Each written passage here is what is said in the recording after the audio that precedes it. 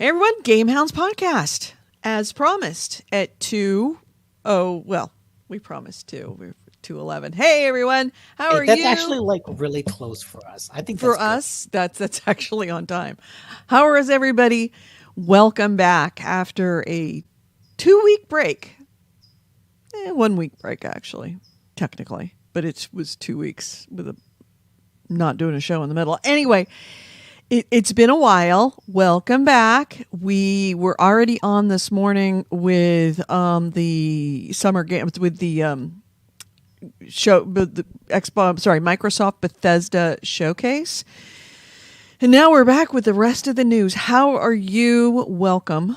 Nick and I are just doing the pre-show stuff. So much to talk about. I'm hoping that this doesn't become an epically long show. Entirely possible, but I don't want that to be.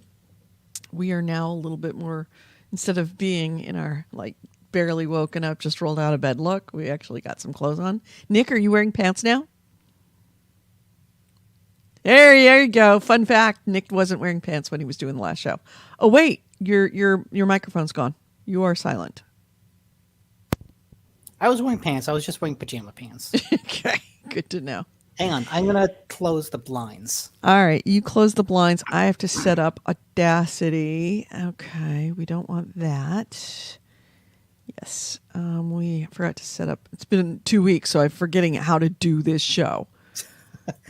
It's not like you've been doing it for 10 years or something. Yeah, well, I mean, every few years it changes, so I have to remind myself how to do it. It's not like it was exactly the same way all the time. Okay, that's true. That's fair. Hey, Bitter says we both look radiant. Yeah, compared to what we did, 2 hours ago, an hour and a half ago? Yeah, we're way more radiant. I'm sorry, Jupiter, you were looking out that window. And I have eyebrows now.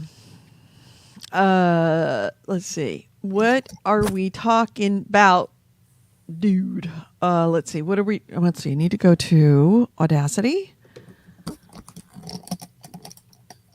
and save something. Okay. Check. Nick? Yes.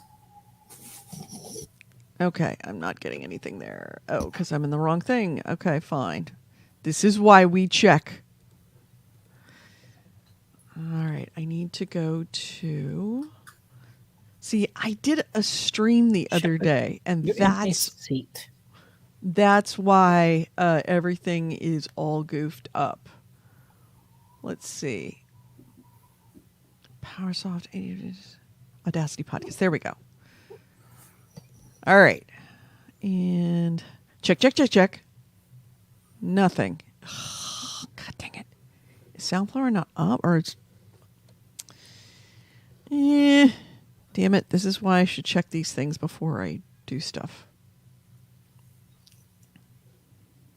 I think I actually stopped loopback. Shepard, you look radiant. Why isn't loopback launching? Well, something's getting Let's see. Let's quit Audacity and see if that will get it to launch. Yeah, of course, technical problems. That's what happens here. Mm-hmm. Quit Audacity. No, don't save. Why is my loopback not launching? So, tell us about your trip. Yes. It was good. Spent 6 days, half the time with girlfriend's family, because they're all out in New York, and then half the time in Manhattan, just kind of cramming in a bunch of stuff. Is this your first time in New York? Yes. It's so interesting, not the suburbs, but like upstate New York, where her family lived. Mm-hmm. There's so much room. Everything is just space. There's a house, and then there's like 100 feet of land in any direction around it that's just grass, trees, and there's no fence.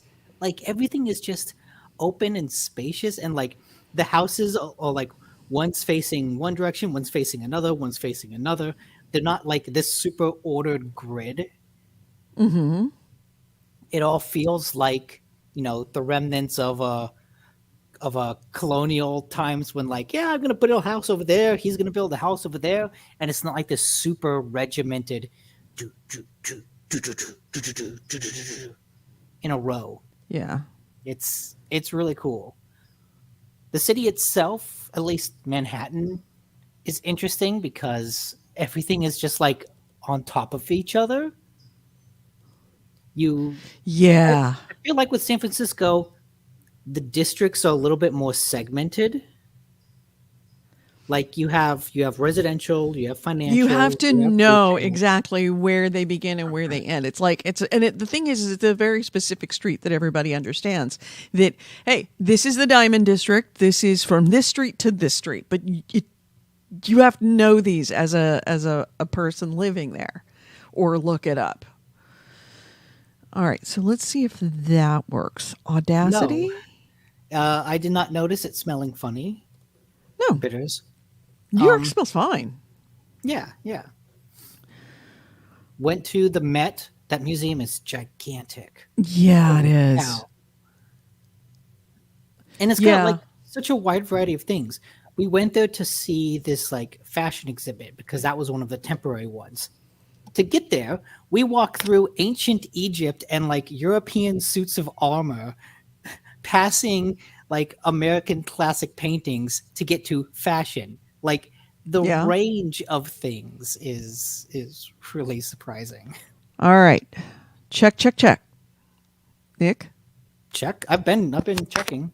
Nope. No, that's not. I'm not worried about you. I'm worried about what's coming through in Audacity, and that seems to be working. All right. I had to completely rebuild it because for some reason Pepper, you want to? Okay. He wants to get on that too. No. All right. So now we've actually got a show. Can we start the show? Sure. All right. Because it's that time. Alrighty, dighty. Let's go to my music, essential show tracks, and all right, starting the show.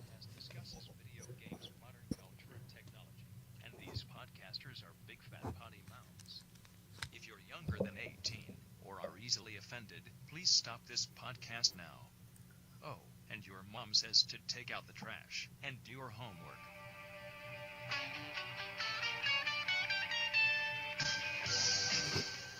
All right. Mics are hot. Shepard, that's your cue. Grab the mic. Hello and welcome to GameHounds. GameHounds episode 642. We are recording this on Sunday, June 12th, 2022. I'm Edie Sellers. We've got Nick DiNicola in-house, back from a week off.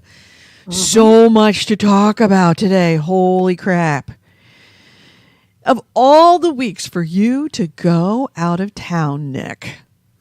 Actually, it worked out well because I needed the time off to be able to like prepare myself for the hell that was coming our way.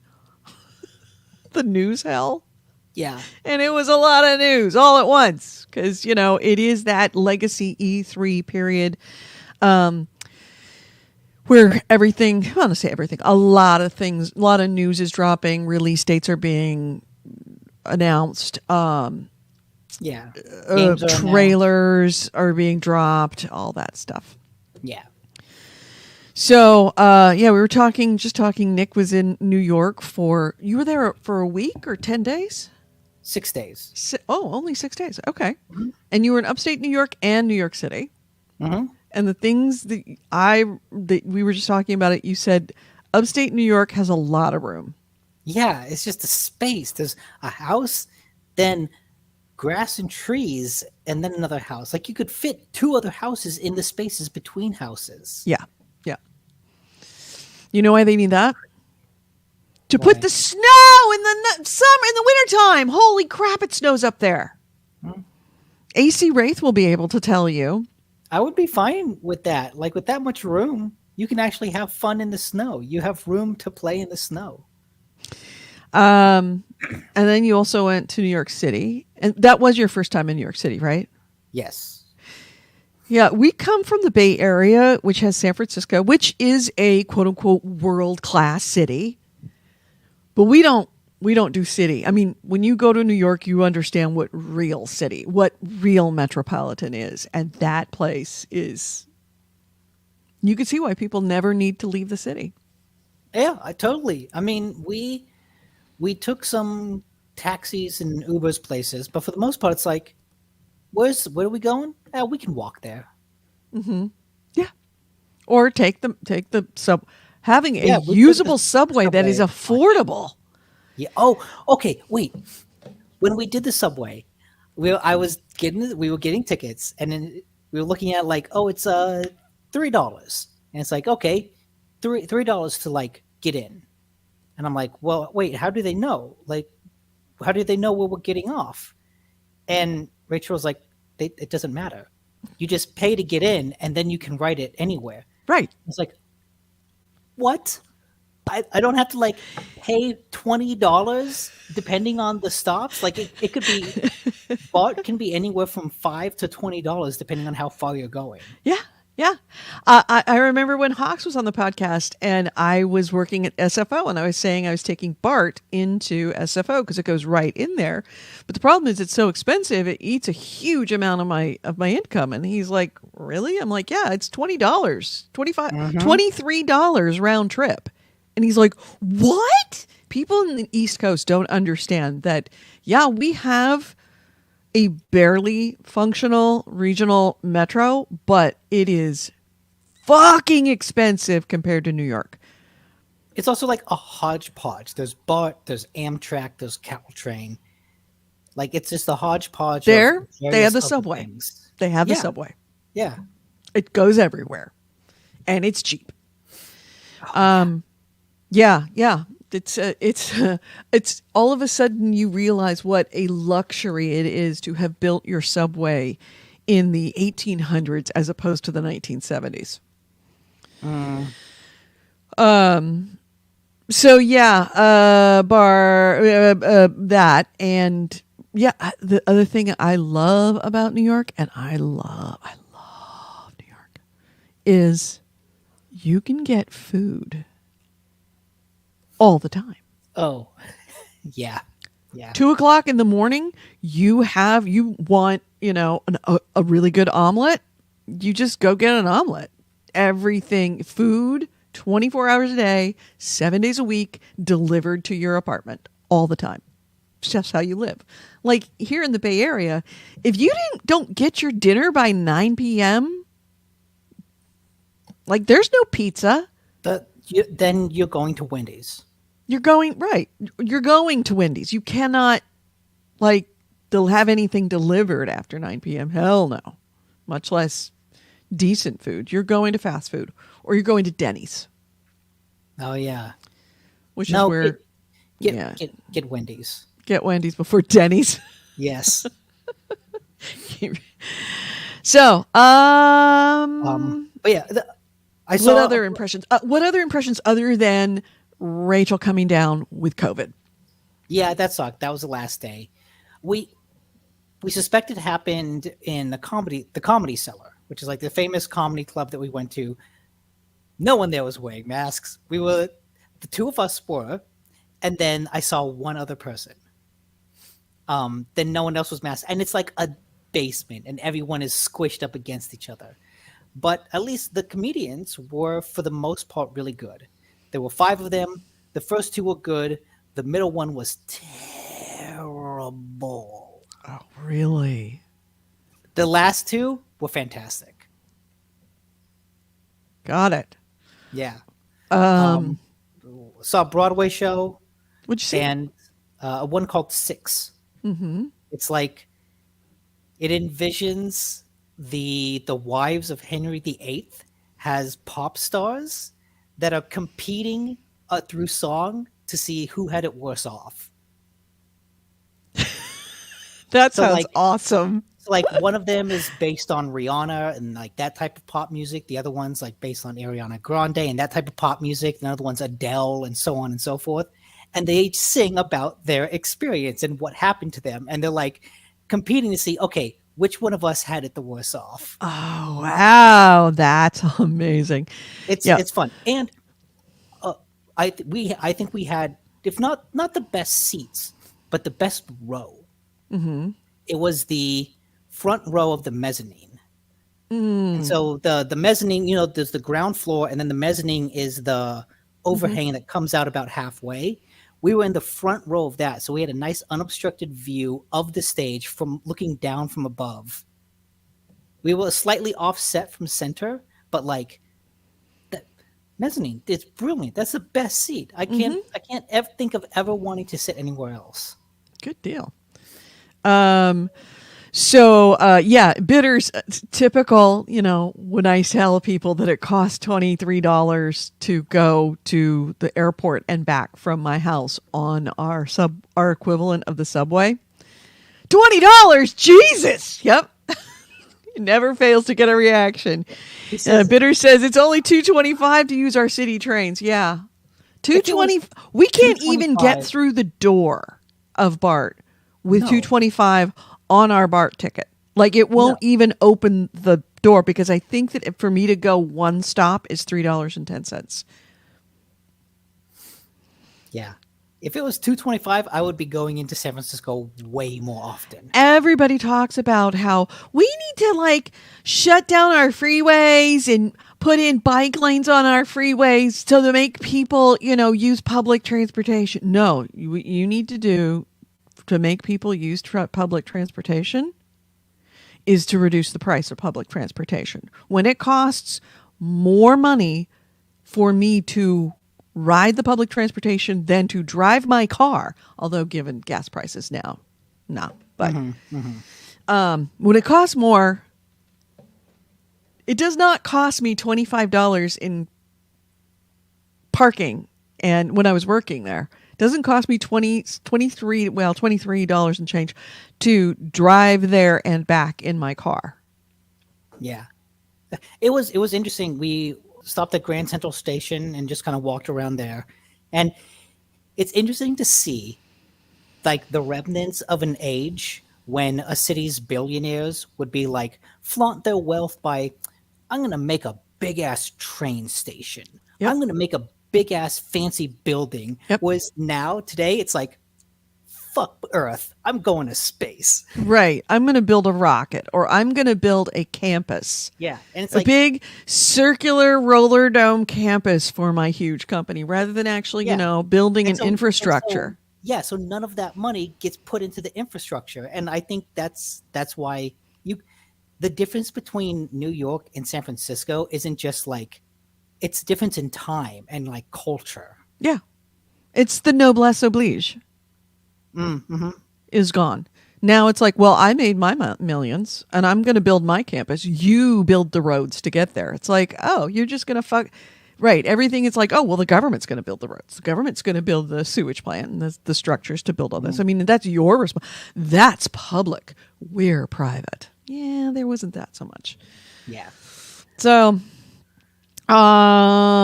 yeah. So anyway, might as well start talking about our games. What games did we play this week? There's a lot to talk about. There's a lot. I can be quick. I played a couple things before I left. One of them was Roller Champions, which let me bring up a video as I talk. That's okay. You go ahead. You talk. I'll bring up the video. And this is one we played at PAX several years ago. This was the roller derby multiplayer game. We've got 2 teams of 3 going around an oval, trying to throw a ball into a hole up top. Yeah, I remember us having a really good time with that. Yeah. It came out. It's free to play, and it's still really, really good. I played a couple games, and just the pace of it, the controls are great. It just feels like a really fun game. The biggest problem I have with it is that it's a cool game. And so my first thought was, I want to come in. My character is just a dude in a little helmet and a gray shirt and gray pants. And I'm I want to customize my character a little bit. I don't want to just do this stupid, boring default. Go in, there's no customization options. Oh, really? Nothing, because They're all behind a paywall. they're all behind the battle pass specifically. Oh, okay. And so I looked at it and I was like, oh, it's all paywall. I can buy a costume if I want, or I can buy the battle pass and unlock stuff. The free battle pass, I have to go up like 3 levels before I get a helmet. And I was just like, oh, that kind of sucks. Because it's a really fun game and I was really engaged with it. And I was like, I want to do stuff with my character. I'm not expecting to make anything super great, just like some basic customizations. And unless you put in money, you just get 0. And I was like, oh, that's kind of deflating. Yeah. To see like the base game is really cool, but then literally anything above the base game is like, hey, buy the battle pass. Right. Well, they've got to make their money somehow. It is a free-to-play game.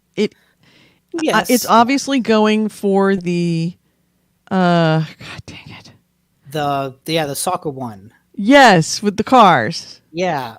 Rocket League. Rocket League. That's going for the Rocket League market. So and I don't think anybody expected Rocket League to be terribly as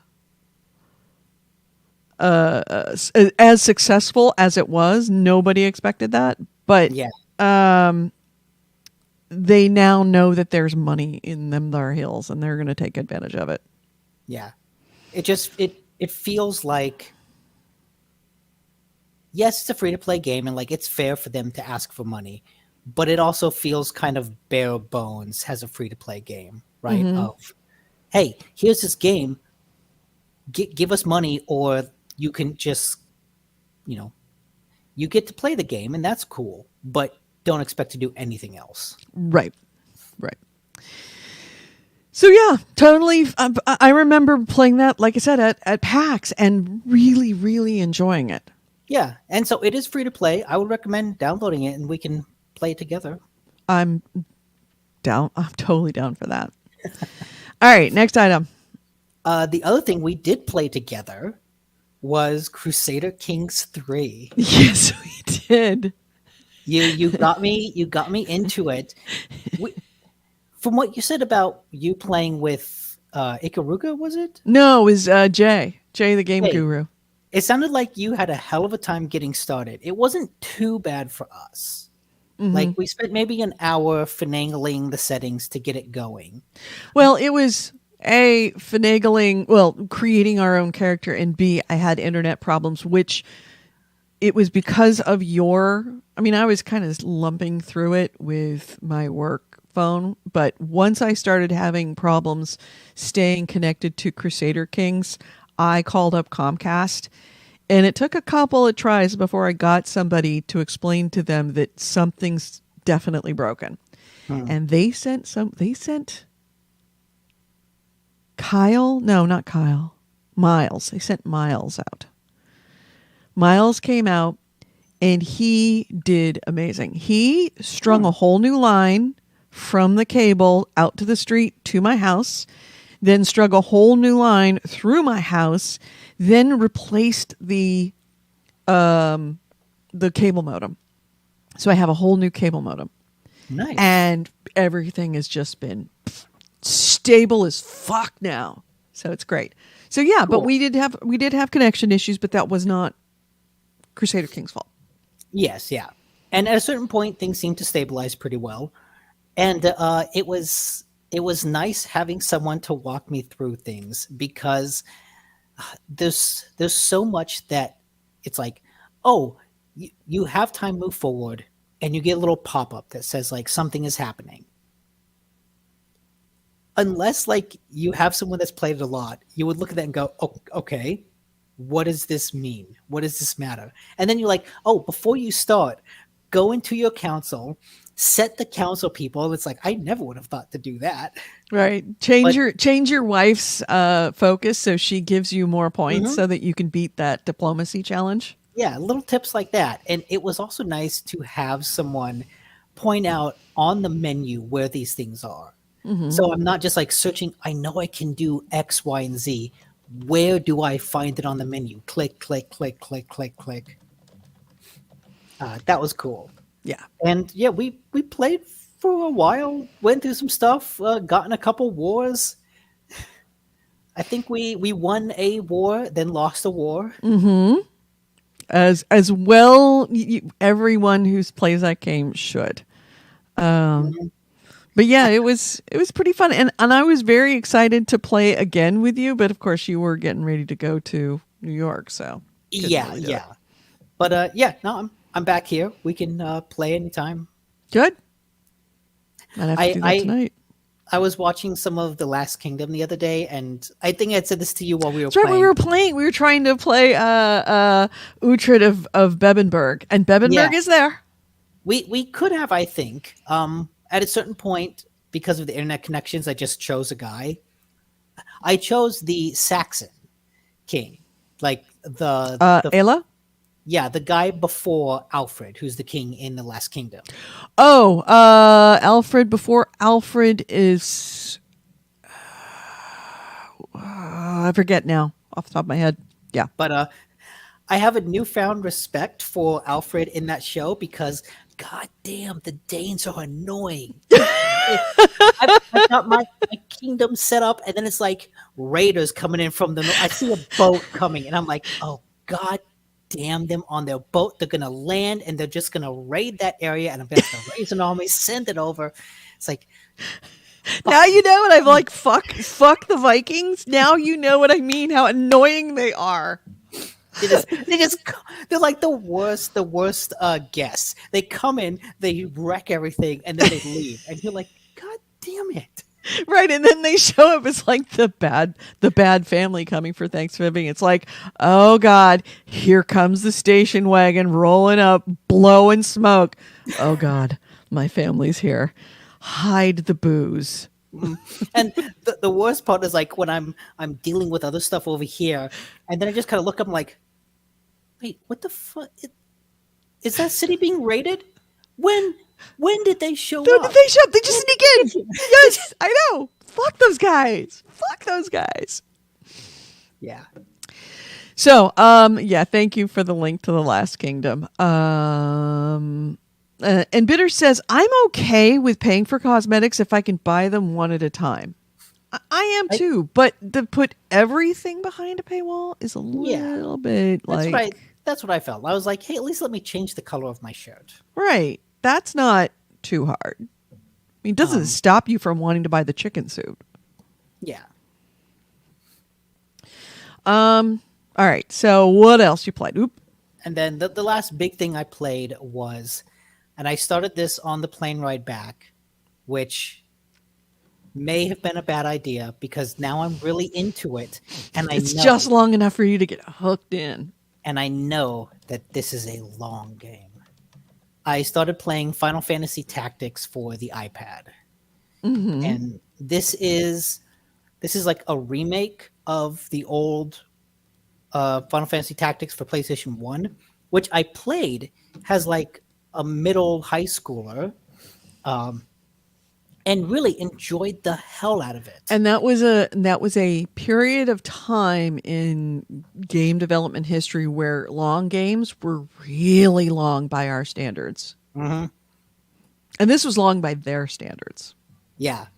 And like now, playing it now, the game is known for its job system and just how complex and deep and you can get in customizing these characters. And right away, I see it.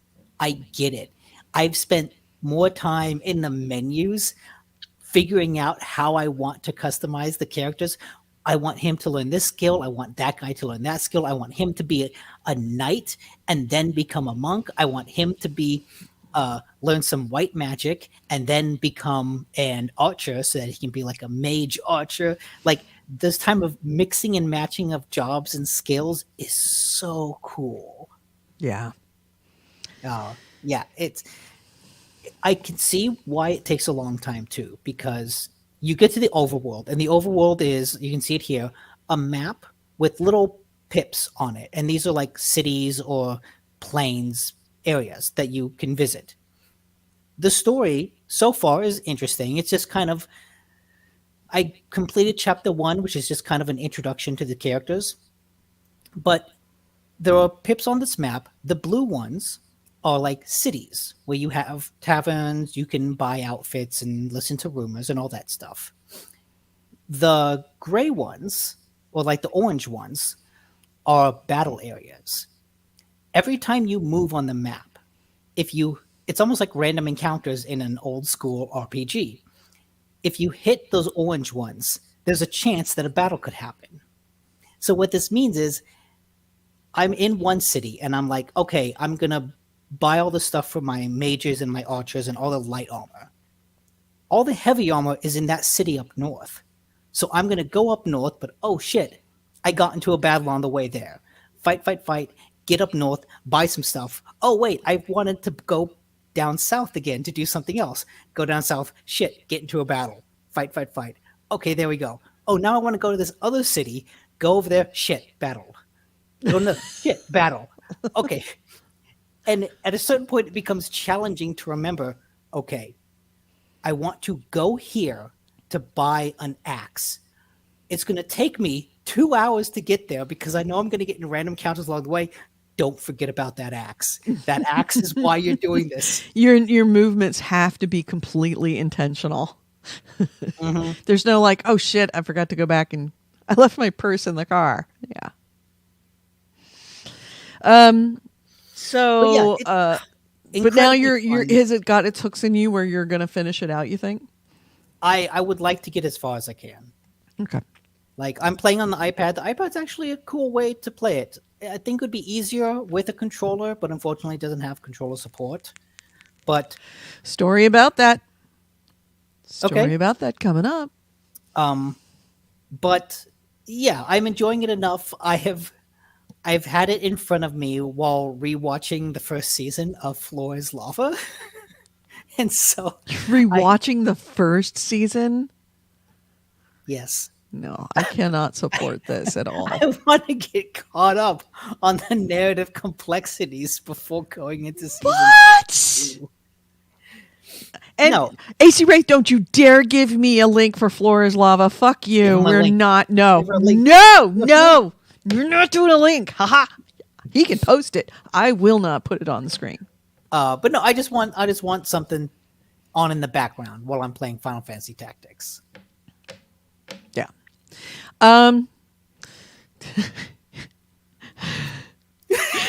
He says I was right about to paste it. Don't you dare. Yeah, I had it copied. He had control held down. All he had to do was hit that V button. So, my only game, which is kind of goes back to Crusader King, so I won't go too much into it, is I played the fuck out of Crusader King's Fate of Iberia, and I would say about halfway through. I'm not quite sure, but about halfway through the struggle for Iberia, which is, it looks exactly like the same game, but you play it in Spain, and it's got different mechanics. Like entirely different mechanics as far as the game. Now you can play it the way you normally do, but there's this other kind of game going on that is the Fate of Iberia that has to do with multiple phases and whether you want to support reconciliation within Iberia. Well, Iberia, if you're not aware, is Spain. It was in the medieval times, it was a very interesting mix of Muslim and Mosbarianism, which is a Christian faith that is not Catholicism, but is followed. The Catholic Church was the leader, but it wasn't Catholicism. It's slightly tweaked, like the southern version of Catholicism, and Catholics and all these different cultures kind of mixing and melding. You've got to the Portuguese and the Basque and So essentially, you have to make decisions, and these decisions either support confrontation or reconciliation. And depending on and there's different actions that you can do that are part of the game that either support one or the other. And there are multiple phases. And I'm about, I would say, halfway through the phases. and I realize I've been playing it entirely wrong. Oh, gee. Doesn't mean that I'm not doing well. I mean, I have converted almost all of Spain to Mizbariism, and I'm one of the strongest rulers in the world. That being said, I haven't really been playing in the Fate of Iberia, the struggle for Iberia. You've just been ignoring Iberia. I'll let them do their own I mean, thing. I am in Iberia. I am taking over this Spain, like the whole Spanish continent, like the whole Spanish peninsula. I am taking over that thing, and I'm in it, but I'm not actually playing the mechanic that is the Fate of Iberia. So I'm going to have to, when I'm done with this and when I've kicked everybody's asses and made an empire, then I'll probably lose interest and then move back to start over again, but actually trying to pay attention to the struggle from Iberia. I don't want to say mini game because it's not mini, but it's like this sub game going on. But yeah, I'm not going to bore you with any more details other than that. Shall we hit the news? Because there's a Bitter says convert the heathens. I'm converting them to not Catholicism, but in the name of the Pope. And it's kind of neat because now they've introduced with this Fate of Iberia, they also had an update that created 3D or at least better graphic of the world special buildings, the world culture sites, like the walls of Toledo and what else is some of them? Pisa, the Tower of Pisa, things that if you own the counties / duchies that those are in, then you get bonuses from having one of these historic sites within them. So, like, was it Canterbury? I think it was the Cathedral of Canterbury in England. Yes. Yeah. You can actually. It's not just like looks like everything else with just a different name on it. It actually looks like when you look at the walls of Toledo, you can see there's walls. So it's it's like graphical upgrade that makes it kind of nice. But okay, moving right along. Shall we hit the news? Yeah. All right, let's hit the news. This is the GameHounds news, the news, views, and commentary of the week in gaming with Gamer Edie and Nick DiNicola. And our first item is... I feel like we may as well start at the beginning before I left.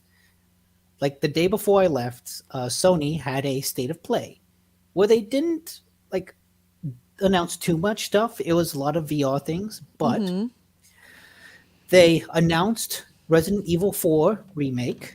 This has been rumored for a long time, and they actually showed a little bit of gameplay. It's coming out for PS5 next year, and it looks like an updated version of Resident Evil 4. They showed off a new trailer for Street Fighter 6, which, cool, not my thing.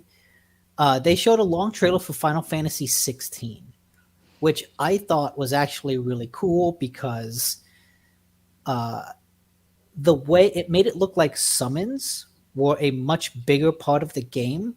There's a cool scene where basically it looked like Game of Thrones, but imagine if the Final Fantasy summons were the dragons. So you've got like giant Ifrit versus giant Shiva fighting each other above a battlefield where humans go to fight with each other. And it just seemed like the way it seems like this is a thing, and the way it seems like it will play with scale in that way looked really, really cool. Made me excited for it. Yeah, I mean, God, this Final Fantasy just is going on and on and on. Oh yeah, but you know what? On and on and on. Each of the games is its own thing, and somewhat better than others, but it's still a classic RPG series. They hit more than they miss. So, was there any new games that were announced at State of Play that stood out? Because I mean, if we're looking at if that was Sony's State of Play and Microsoft had two different announcement opportunities, and the biggest takeaway were both sequels. It's not looking good for Sony. Well, there's some speculation that they will have another state of play this month because there's supposedly a God of War announcement coming soon. Yeah, God of War is supposed to come out later this year. Yes, and so November, far, I think it is. Yeah. yes, and so far, all the rumors, like the what's the guy's name? Jason Schreier. He's like, hey, from everything I've heard so far, it's still planned for November. He would know. Yeah, but they announced a lot of VR, a lot of stuff for PlayStation VR 2. There's going to be No Man's Sky in VR 2. There's going to be a Horizon game. Resident Evil Village is going to be ported to VR 2. They actually had a big video for Stray, the sci-fi cat game. Right. Yeah. In fact, AC Wraith was saying that Stray is the game that has him interested. And it's said that Stray is coming to PS Plus when it launches in July, but it's unclear if they mean the new PS Plus or the old PS Plus. Like someone who is going to be like that base tier free game each month, PS Plus, or is it going to be one of the high tiers, our version of Game Pass, PlayStation Plus? Right. And it's unclear which version they mean. Yeah, I mean, does it really? I mean, I guess it does matter. It matters in as much as I imagine there are more people subscribed to the base tier. So that's just more people that would get it. Yeah. Do you think that they might break it up, that there's like you get a certain limited amount? Because, I mean, Stray is getting a lot of attention. Yeah. That they might break it up like you get a certain part of Stray, but then it more expanded. I feel like if they're going to give some of the game, they're going to give all the game. Yeah. I don't know, I'm just kind of talking on my ass at the moment. Yeah. But yeah, I don't blame you. Stray looks like it would be very, very cool. Okay, It's going to be very cool. AC Wraith says that the blog says PlayStation Plus Extra and Premium. So those are the More higher expensive tiers. ones. Yeah. Yeah. But then what's in the chat, someone had mentioned Spider-Man is coming to PC. AC to Wraith said, he goes, that's the main thing, is that Marvel Spider-Man on PC. Main thing. And then the one other thing, the biggest thing they showed is a fairly long... Oh no, I'm mixing things up. They showed off a little video of the Callisto Protocol, which is the Dead Space, but not Dead Space from the maker of Dead Space. And that's relevant because they showed a much longer video of the Callisto Protocol in the Summer Games Festival, which was the interesting. next big thing. Okay. And we might as well talk about. Do you want to talk about the Summer Games Festival? Might as well hit it. Yeah. All right. Yeah. I feel like they had a few less things that I was interested in, but they showed off the Callisto Protocol, which is Dead Space from the makers of Dead Space. They announced Routine, which is a sci-fi horror game that was first announced in 2013 and then went quiet. And there was a lot of... It basically felt like an abandoned game. Mm-hmm. Come back 10 years later, they announce it again in development with Raw Fury. Mm-hmm. Then there's one called Fort Solis, which looks like kind of a sci-fi mystery game with Troy Baker voicing it. And then you have the actual remake of Dead Space, which was not Summer Games Festival, but I just mentioned because it's a real time for sci-fi horror. Yeah. Like, there were a couple of sci-fi horrors that were mentioned during the showcase today. Mm-hmm. The fleshy one, I can't remember what it's called. Scorn. Yeah. Yeah, there's it's a year for sci-fi horror. Yeah.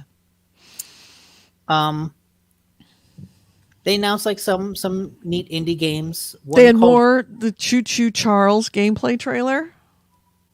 What? The Choo Choo Charles? Isn't that the one with the evil train? Talking about the Dark Tower? No, Choo Choo Charles. Looking at that. No, let me look it up. Anyway, keep going. Okay. Uh, they announced, and strangely, this was at Summer Games Fest and not the Sony State of Play. There's a remake of The Last of Us coming, and I had forgotten. Yeah, there we go. Choo Choo Charles. Oh, right, this game. The Evil Train. The one that was that everyone thought was kind of a joke, but turns out is a real game. Talk about summer horror. This is the ultimate summer horror game. And yes, you are being chased by the evil Thomas the Train. See if he shows up. I think it does show up in this thing. It's coming. Don't worry. And I know this makes for totally boring, Thrilling radio. thrilling radio. There he is. It's a guy running around a mine shaft. Yep. And he's trying to get away through railroad tracks and things coming after him. But yeah, yeah, I think that it was a trailer that came out like a year and change ago, and everybody was like, "Oh, this isn't real," and then it turns out it was real. Like it looked like a joke. There it is. There's the evil train coming after you. Yeah, it's essentially a train face on legs. Yeah. So yeah. So anyway, what else? There's a remake coming out for The Last of Us. And Yes. I had forgotten that The Last of Us came out on PlayStation 3. Yes, it did. And there's kind of like, I don't say large news about that, but it's multi-layered news about that. Yeah. So Last of Us came out on PlayStation 3. It got a Last of Us remastered for PlayStation 4. And now it's getting an update for PlayStation 5 that they are calling The Last of Us Part 1. Right. They're splitting it up into part 1 and part 2. What? No. It's the first game. It's the whole first game. Oh, I see. They're just naming it Part 1 because the sequel was named Part 2. Right. Which, fair enough. Clever naming convention, I'll say. Yep. And then they also announced a standalone multiplayer game set in the Last of Us universe. Right. Which I remember that first game actually had a multiplayer mode in it. Did it? Yeah, it did. And it was surprisingly good. Yeah. Apparently the online mode was meant to come with The Last of Us Part 2 when they were building it, and then they realized very rapidly that this was much bigger and needed to be its own standalone. So it will be a standalone. Don't know. The director, Neil Druckmann, was there, and he wasn't able to show off the game, but there was some of the concept art that was introduced. So yeah, I am very interested in playing that. So apparently Last of Us Part 1, which is the entire single player story of the game and the prequel chapter Left Behind, that's going to be sold in a standard and Firefly, which I guess is a collector's edition. Standard's going to cost $70. The Firefly edition is going to be $100 in the US, and it's going to be sold exclusively through the PlayStation Store. It's going to have the in-game early unlock bonuses that were in the Digital Deluxe Edition originally, and a steelbook display case, and Last of Us American Dreams comic 1 through 4 with the new cover art for each comic. Interesting. And look, I really like The Last of Us. I think that first game is considerably better than its sequel. Mm-hmm. I don't know if I'm going to drop $70 to play a new version of it when I have the remastered version and it still looks really good. Yeah. A lot of people are saying this is an unnecessary remake. Which I totally get. I did see some speculation, completely like Reddit rumor speculation, but that feels like a puzzle piece fitting together, that Sony wanted some sort of Last of Us thing to sell when the HBO series premieres. Oh, yeah. See, that's playing some 3D chess right there. Yeah. That's They want to have something on the shelves that's new. yeah. I was like, oh, there's absolutely nothing that confirms this, but it feels right in Yeah, my it's bones. totally strategic monetization Yeah. of an old game. All right. That sort of makes sense. It's, in other words, they're not releasing that game for us. They're releasing that for people who are going to discover Last of Us through the television show.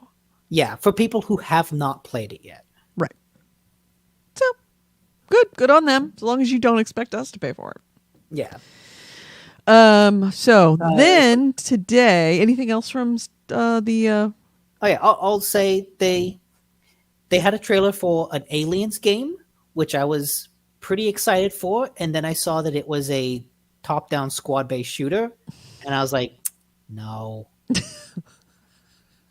Why? Why not? Yeah, as I recall, wasn't XCOM one of the XCOMs a top-down squad-based shooter that you loved? Yes, but this is like a dual joystick shooter. Oh.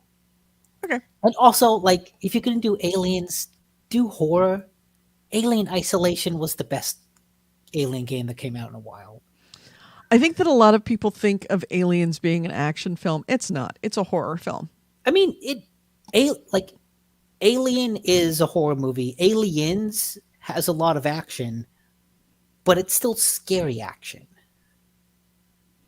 Yeah. Bloober Team is making another horror game, and I wish I liked them better. What was it? What was it named? I forget what it's called. Layers of Fears. Layers of Fear. Yep. Some things that looked interesting.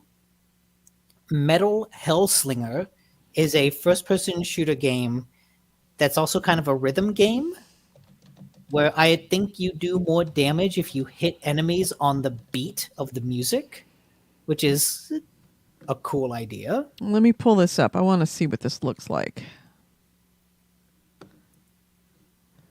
I'm going to have to unmute it so that way that you can actually hear what we're talking about.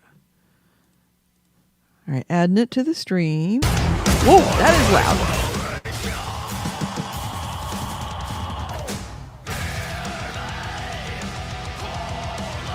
And you can see there's like a little metronome thing in the crosshairs. Oh, interesting.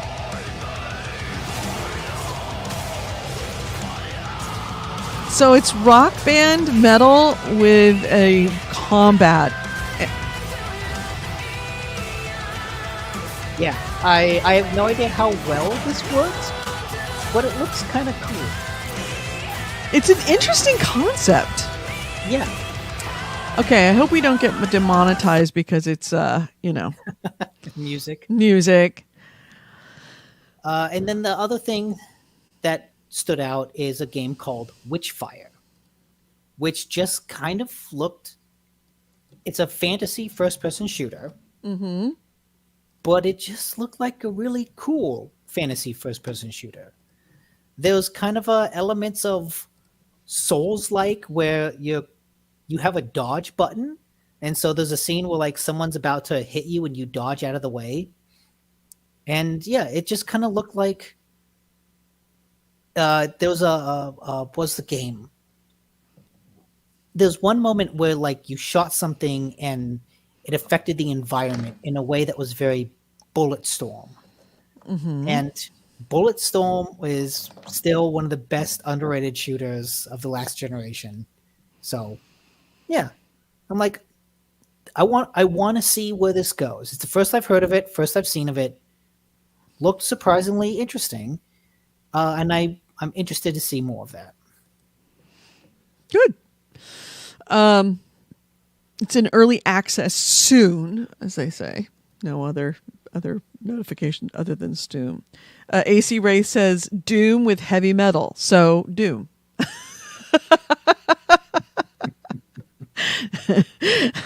Lot of truth in that.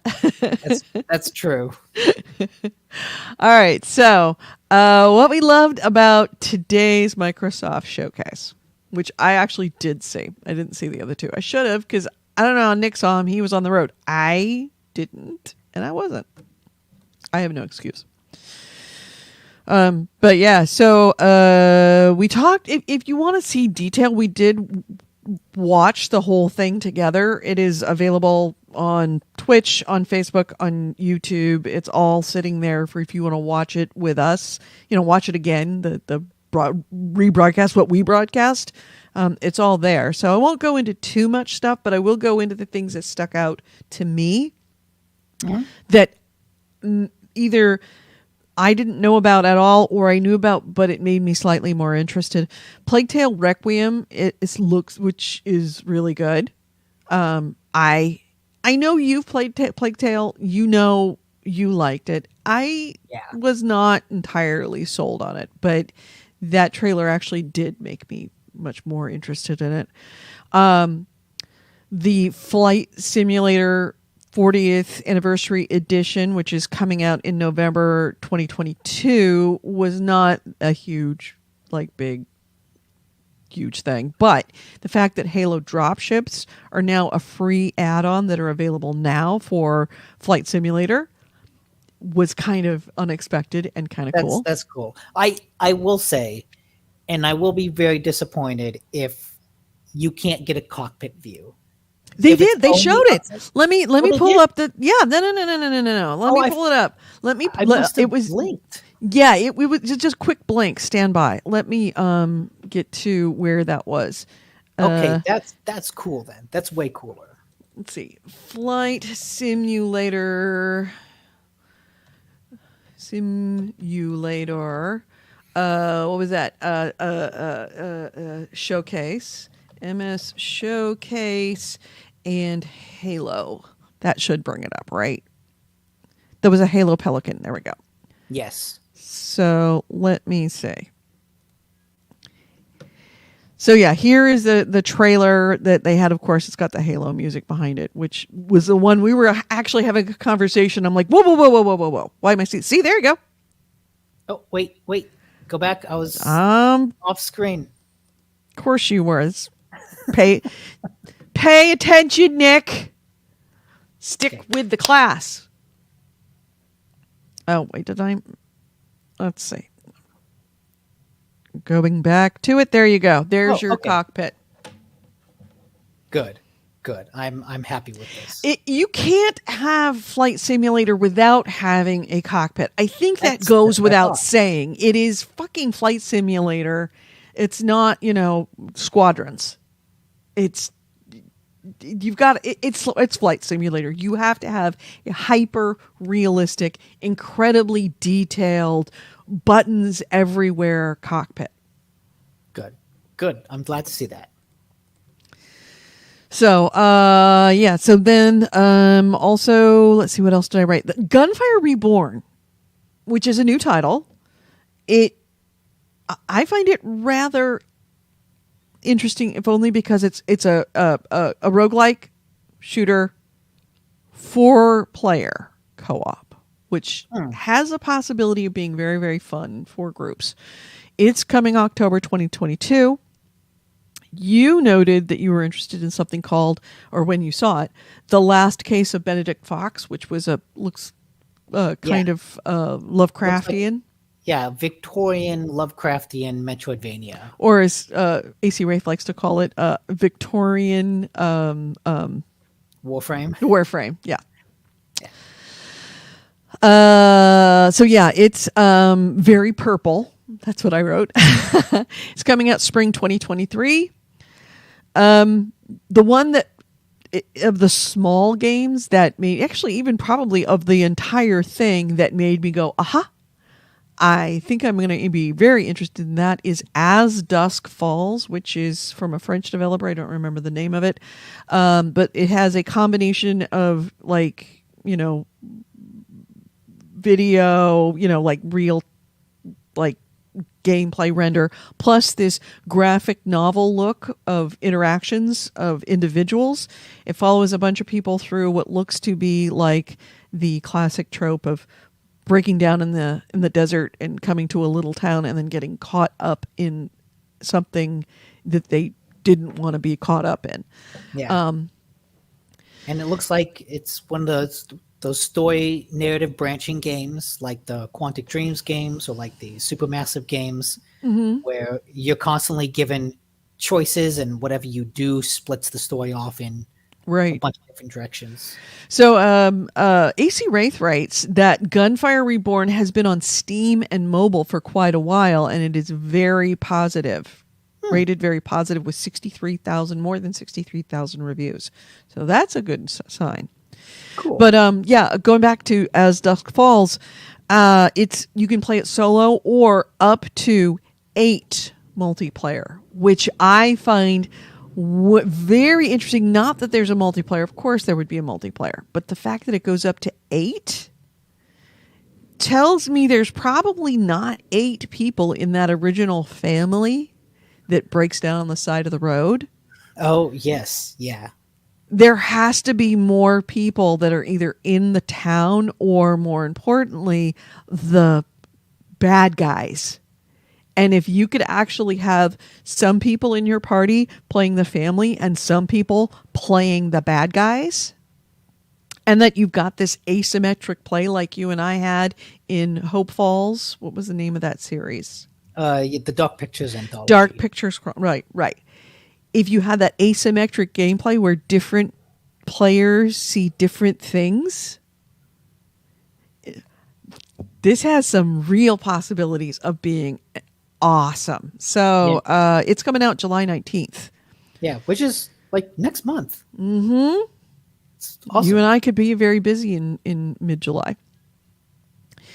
Diablo 4 was I'm like, we've known about it, but they announced the Necromancer. They gave it a date of 2023. Other notables was Sea of Thieves, not the season 7. Not that it's the game, but the freaking song was amazing. They had a good best thing there. I like that. So something that I found after the fact was they brought on Kojima, who said he's working with Microsoft and going to make a game that he's always wanted to make, something completely unique, very much Kojima-isms, but did not say anything more than that, other than, hi, it's me, I'm working with Microsoft. Mm-hmm. A recent report by Tom Henderson of Try Hard Guides said that he had seen footage of the game, and it's said to be called Overdose, and it may star Margaret Qualley of Death Stranding. Okay, yeah, I had heard she was in this next thing. Yeah, so it's apparently, according to leaks, Overdose, and don't know anything other than that. But that's just, rumor and speculation, because that's what we live on. And then, of course, the big announcement, and they knew it was the big announcement because they really, really went into depth about it, was Starfield. Yes. 2023 is when it's coming out. We knew that. Before we get into that, the other game that had us really interested was Pentiment. Forgot about Pentiment. Yeah. Yes. It's in an art style of illuminated texts. Yeah, and it looks like kind of a detective game, and it's also coming from Obsidian. Yes, and who I good RPG studio. Yes. I forgot about Pentiment. So I think of all the games that I saw, the 2 that I'm most interested in are Pentiment and As Dusk Falls. And both those are coming this year. Mm-hmm. But yeah, the big announcement, Starfield, lots of detail, which is good because they've announced it a while ago and haven't said anything about it since then. Right, but at the same time, every time that now Todd Howard speaks, I just hear the souls of thousands of coders and artists and QA testers crying. I did read that article about the personal cost of the Fallout 76 launch. Yeah, that sounds terrible. Yeah. And now you know why when I started hearing Todd saying about 1,000 planets and infinite ways that you can combine the pieces and parts to make your own ship, and they're all going to fly different, and thousands of different interactions, and that will change your way that the gameplay completely. And every time I heard him say something like that, was like, those poor people. Those poor people working on this game right now, because that story was fresh in my mind. And reading it that, changes the way you hear it. I came away thinking like, less sure they'll stick the landing. I still think the trailer and stuff look cool, but I'm like, let's go into it with be suspicious of like whether or not they can do it. Bitter says they cry tears of joy for doing God's work. Yeah, not when they were working on Fallout 76. There's one line in that story that struck me, and it's something along the lines of, I don't understand how this is the studio that made Skyrim. Like, how did this studio make Skyrim? Was it a stroke of luck? Like, how is it possible? Yeah. Born on third and thought they hit a triple. Yeah. So fingers crossed that Fallout 76 is just a unique debacle of mismanagement. Mm-hmm. But I do think it's interesting that when we finally saw Starfield, it's basically a AAA version of No Man's Sky. Everything about it is like, oh, I can do that in No Man's Sky. I can do that. I was No Man's Sky with a Skyrim polish. In the beginning, they show a guy walking around a planet, and I joked, oh, I've played enough No Man's Sky. I just want to scan those animals and scan those rocks. A second later, he scans the rocks and starts mining resources. It's like, okay, yep, this is one of those games. Yep. And honestly, when you characterize it that way, as soon as you did characterize it that way for me, all of a sudden it made me feel less concerned, because it's Bethesda returning back to the roots of make a open world story based shooter game. You know, make Skyrim. Make Skyrim. Yeah. But with a different skin. It just happens to be that this is a No Man's Sky skin. And I will be interested to see with some base building how big these planets are. Because the thing about No Man's Sky is that because it's procedurally generated, they make planets that are essentially actual size, which means it could take you several hours to fly around that planet. Mm-hmm. Contrast that with something like Outer Wilds, which is a very stylized open universe where you can get on a ship, go to a planet, fly off, go to a planet, fly off, go to a planet. But it's a very stylized game, and the planets are very small, so you can circle them in maybe like 30 seconds for the big ones. I want to know where this game falls. They say like, oh, you could land anywhere on the planet. But in terms of gameplay, is that going to matter? Right. Like, why would I land outside the city? Is there anything interesting over there? If not, why even have it there? What's the point? Mm-hmm. And so I'm curious, like, are these planets going to be big and mostly empty spaces that I'll never want to fly through? Or are they going to be big and filled with stuff to do? Or are they going to be like relatively small and filled with stuff to do? God, the more I'm watching this gameplay trailer, the more it concerns me. Really? Well, I mean, looking at this trailer, we start off with, obviously, collecting and which means if we're collecting stuff, it means, well, we know that there's building because there's shipbuilding in there. Yeah. We know that it is extensive in the shipbuilding and the crafting. Shipbuilding, there's base building. There's crafting. And then there's, of course, first-person combat that we saw. Then it's like we go a little bit, then, of course, story-based stuff. And then we go a little further, and there's, where was it? Then there's space combat. And it's a lot to put in a game. It's a lot to put in a game.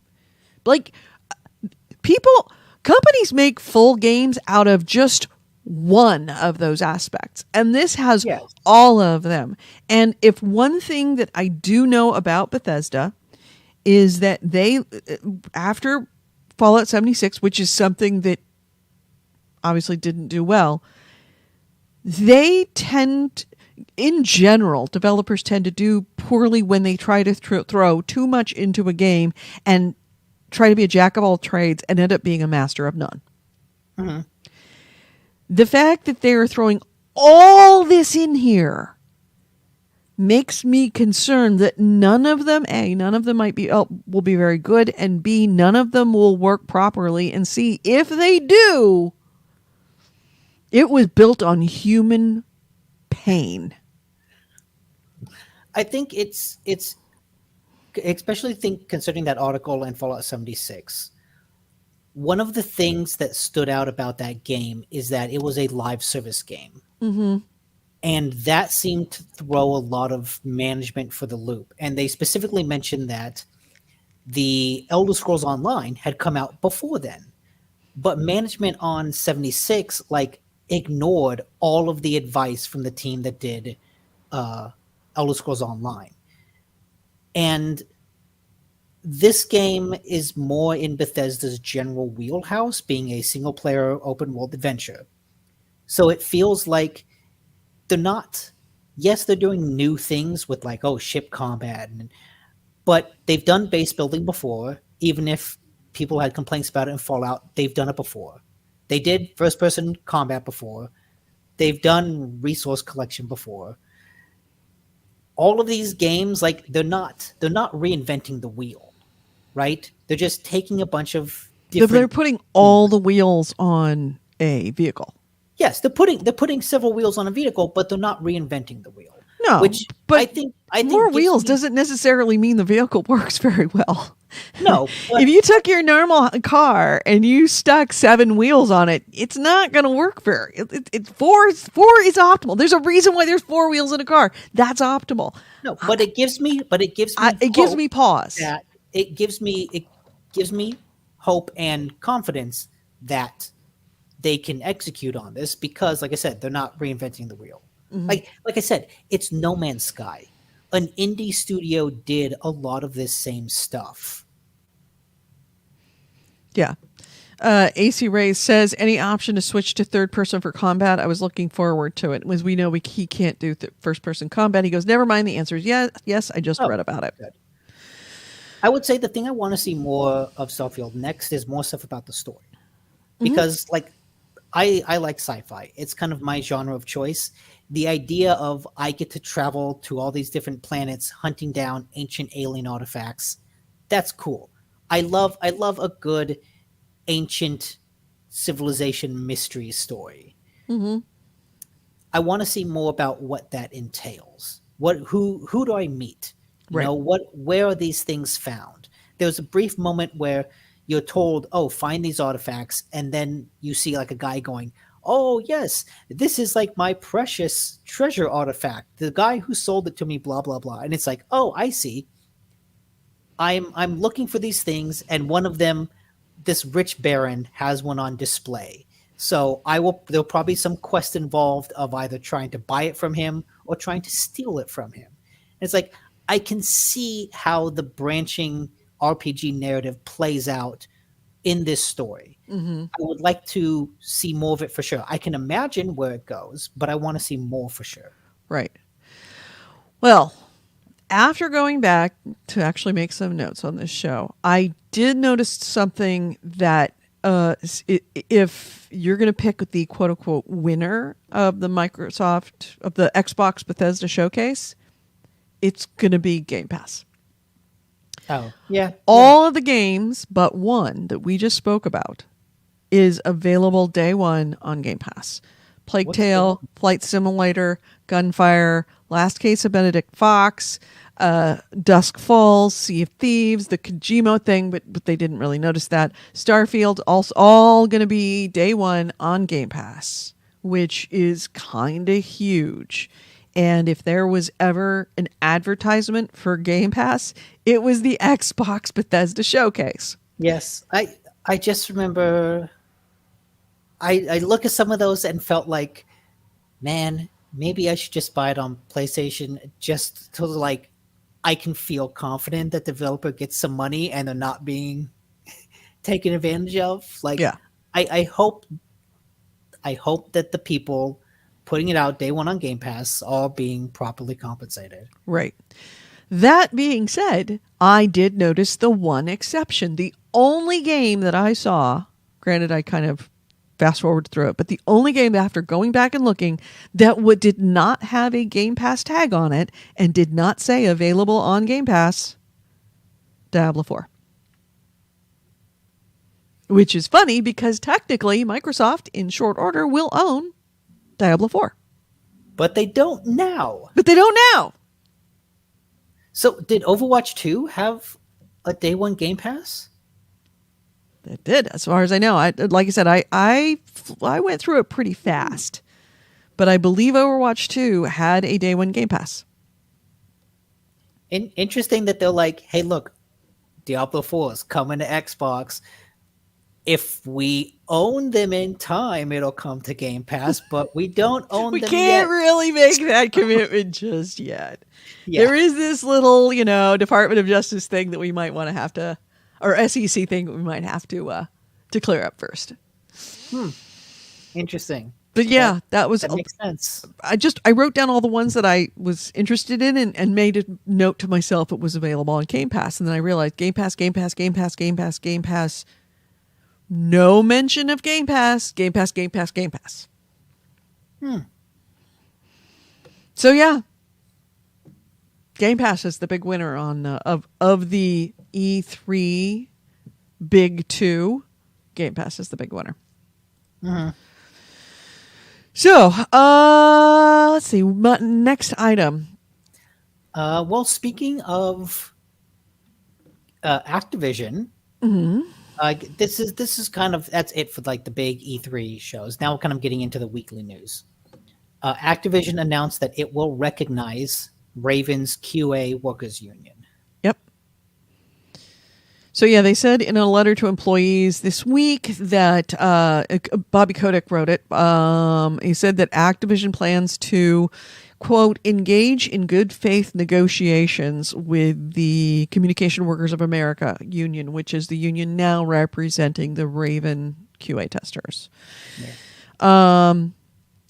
He said that while the first labor contracts can take some time to start to develop and complete, both sides are going to come to the bargaining table and work toward an agreement that, quote, supports the success of all employees. Well, we'll see how much in good faith they negotiate, but at least they have to negotiate now. They have to negotiate, and they are agreeing to come to the table. But honestly, I think Bobby's not that concerned because that's not his mess to clean up anymore, or it won't be in a very short period of time. He's already out the door. Absolutely. It's like, who wants a copier? Anybody want a copier? Phones? Coffee machine? Take them. They're yours. Go. Hey, go. Jim, Enjoy. Jim, you've spent the last year praising the chairs in the conference rooms. Take two. Right. They're yours. Yeah. They're yours. Make it your dining room table. Go ahead. Not my problem. Anyone want this microwave? Not my monkeys anymore. So yeah, I get the feeling that that's the case. It's like, yeah, sure, we'll enter negotiations. It's not going to be our contract in another year. What do we care? Y'all get raises. You get a car, and you get a car, and you get a car. I will say what is particularly disappointing regarding like that article about Bethesda. People said, "Oh, we're getting acquired by Microsoft." Like, oh man, Microsoft has like such good benefit packages. Are we going to get any of that? No, because Microsoft Phil Spencer specifically said, we don't want to actually get our hands on any of the developers. We don't want to tell you what to do. We bought the developer. We own you now. We're going to take a hands-off approach. So that basically meant, well, You're on your own, Bubba. Yeah. Yeah. If you worked at Bethesda and you were like, you had hope that maybe the culture would change with the purchase. No. which also kind of portends poor things for Activision and Blizzard, which like, hey, now we're owned by a company, but all the shit is the same. Mm-hmm. Yep. I mean, ultimately, it's like having a different master that just beats you less. He doesn't beat you less. He just uses a different whip. Yeah.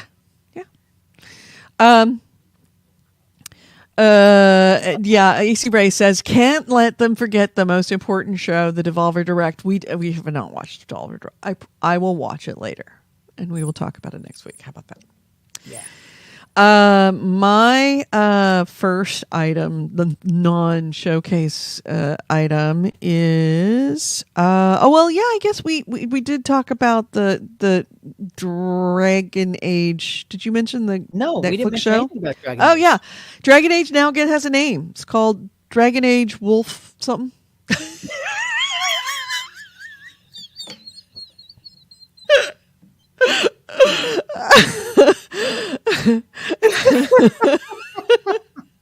I thought this was like your favorite franchise. Like It is my favorite franchise. What is it? I can't remember what it is now. It's Wolfie and Wolf's son. Wolfie McWolf's son. Dragon. I have to look it up. I don't know. It's terrible, isn't it? I have other news that I did look up. Dragon Age 4 gets a name. I don't know what it is, but it has a name. Dragon Age name. All right. I don't remember it either. Dreadwolf. Dreadwolf. Thank you. Wolf something. Yeah, I knew it was Wolf something. Ray. Thank you. Thanks. Thanks, AC Ray. So Dragon Age, what was it? Dreadwolf? Yeah, Dreadwolf. It's got a name. And that was, because honestly, that was a week and a half ago, 2 weeks ago. I'm out of my brain. But the more recent news, and this was announced this week through the Geeked Week 2022, they announced a new animated series called Dragon Age Absolution. It's going to be coming out in December on Netflix. It's going to tell a whole new story set in the Tevinter with an ensemble cast of characters. And there's no other notification, no other details about it. That's going to be announced later on, but they did say that it's being created in collaboration with BioWare, and I can never pronounce Gaelic names. Marigold. Margaret Scott. Okay. Margaret. It's a guy's name. Margaret Scott. Who did the Guardians of the Galaxies TV series and the Transformers Prime. He's going to be the head writer and showrunner. It's going to be animated by Red Dog Culture House, which did the Witcher animation, Nightmare of the Wolf. That was cool. That's a new Netflix animation series coming featuring Dragon Age, which I will be watching as opposed, and Dreadwolf. I'll never forget that again. Yeah. And in other news, the Dragon Age, four testers have unionized. Speaking of unions, kind of tying the last story and then the next to the last story together, Dragon Age 4's testers have all unionized. You have that story. Yeah, which there's not a whole lot to it more than that. They're in Canada, not America, but still North America. These were the QA contractors who work on BioWare games in general. They've done a lot of work on BioWare games, and they're at the moment working on Dragon Age Wolf something. And yeah, fuck you. If the first one was Dragon Age Oranges, the fourth one is Wolf something. All right, I'll cop to that. But yeah, they voted unanimously to form a union, and so now they Yep. So unless heard of, it is nice to see unions. I think when it comes to the video game industry in general, unions are exactly what this needs. Yeah, and it's interesting that both of the unions are QA teams, because if we've seen anything, especially from that article, QA gets a lot of shit. QA gets the most shit from players that are upset about a game and from the actual studios that don't actually respect what they do. Right. Every time that there's a fucking bug, they blame QA, and it's not QA. QA knows, in general, QA know all of the bugs. Mm-hmm. They've told somebody, and the higher ups decided not to fix it before release. Yeah. That's not QA's problem. They don't fix anything. They just find problems, and it's been horribly characterized as these people play video games for a living. No, they don't. It is not an easy job. Or like the Twitter army that's like, how did this bug get through QA? What lazy QA? It didn't get through QA, but it got through the QA actual. Found it, flagged it, told someone about it, and someone else was like, "It's fine, don't worry." Yep. Yeah, I'm learning now.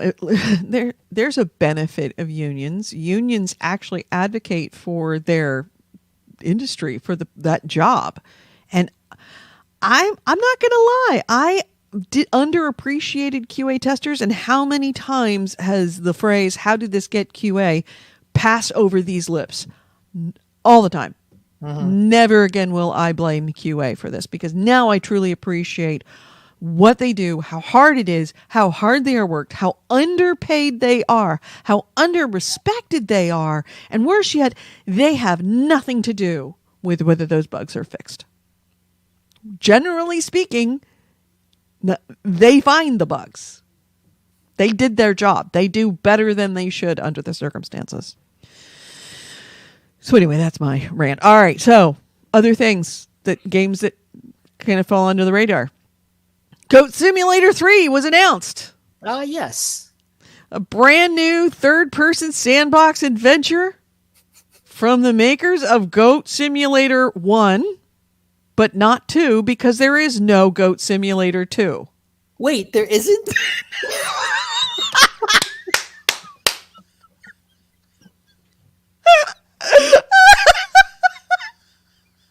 I freaking love Coffee Stain.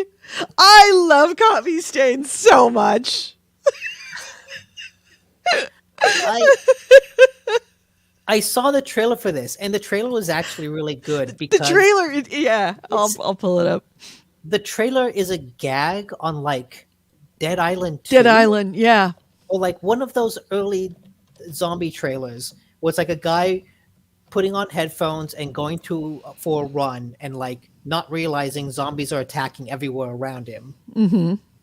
And what's funny is I was watching this on the Waypoint stream, and when the trailer first started, all of the people there were like, wait, is this Dead Rising 2? This is the same trailer. Dead Island 2. Yeah. Why are they showing the same trailer again?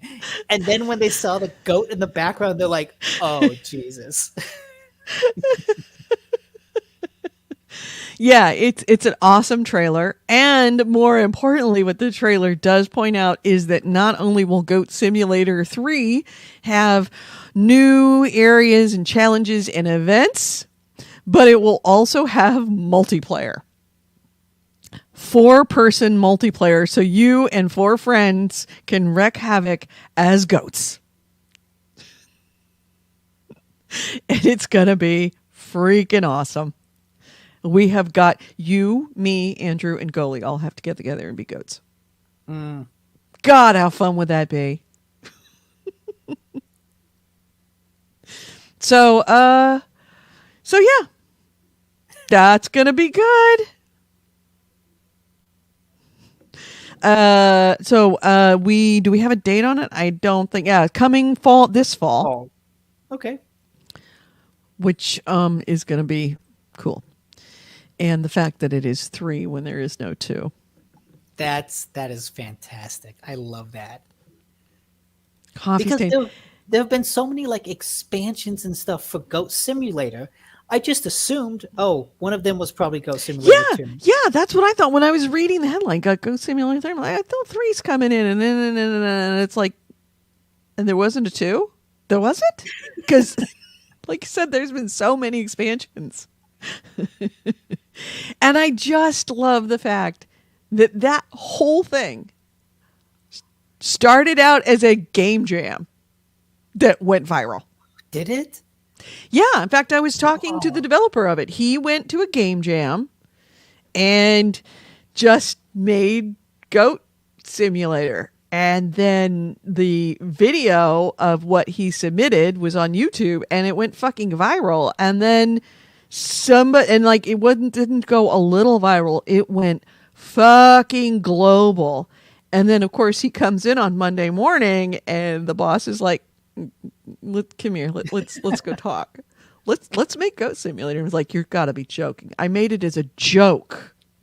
It's like, no, let's do it. Let's just see. And of course, it was a huge hit. Now it's the biggest hit Coffee Stain's ever had. Yeah. By like leaps and bounds.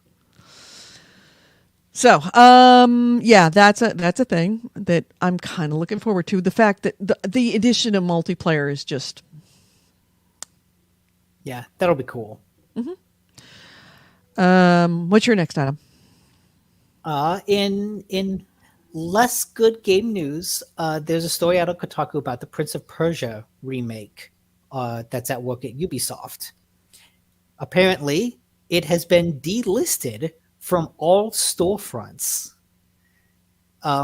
Basically, over the past weekend, there was some rumors that the game was being canceled. Ubisoft announced that it's in a bad enough shape. So previously they had announced that development was being moved. It was being developed by 2 Indian studios, but then it was pulled from them and put to Ubisoft Montreal, which did the original game. When that happened, they announced that the game had been delayed. Turns out it'll be delayed a lot longer than they expected, because now they're just like, we don't know. We don't know when. We have no plans to release this anytime soon. Wouldn't I like to be on the fly on the wall to find out what exactly is going on? Because that's some pretty serious shit. Yeah, that means basically like all the work those Indian teams did is for nothing. Nothing. They're gonna have to do a Dragon Age, just throw it away and start over. Which, to be fair, when they announced the remake with the video, like there was a trailer. That trailer looks really pretty rough. It did not actually look super good. Let's see. Let me take a look. Persia Sands of Time remake trailer. Would that be it? Yeah, I think so. That would For probably the PS4? Or the Ubisoft Forward? Maybe Ubisoft Forward. Let's see. Yeah, this was it. Okay. Let's move forward. So you say, yeah. I remember this one too now. I remember this. Yeah, it did look a little like, it looks like a PS. A little rough. Yeah. Like it's not quite there. Like there's not enough textures, or the textures don't seem right. Yeah, the lighting feels a little janky. Yeah.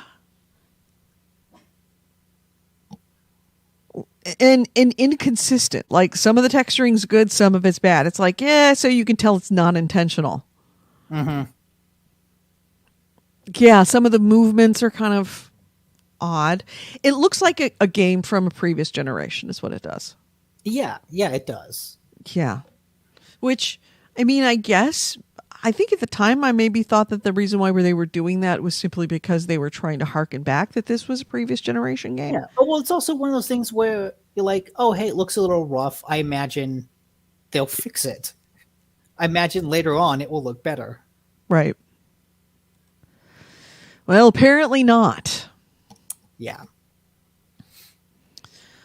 So yeah, it was originally slated to come out when that was announced. It was slated for January 2021, back when that was announced in 2020. So, AC Ray says, I think I remember Nick being suspicious at the time. See, I was never a big I was not at all a Prince of Persia person, because that was in the dead space between when I was playing games as a kid and when I played games again after I got out of college. Yeah. Yeah, I love those games. Yeah, a lot of people did, but you're going to have to keep waiting for Prince of Persia. Yeah, guess I will. All right, my next item is Inflexion, who is a game studio that is made up of former BioWare, I think it is. Yeah, former BioWare employees. They released their trailer at the Summer Games Fest with for Nightingale, their new shared world survival crafting game in the Victorian gas lamp fantasy setting. So yeah, you can play solo or co-op. Did you see it? Because you watched it or not? I think I did. I just didn't stand out to me. Yeah. Let me pull it up.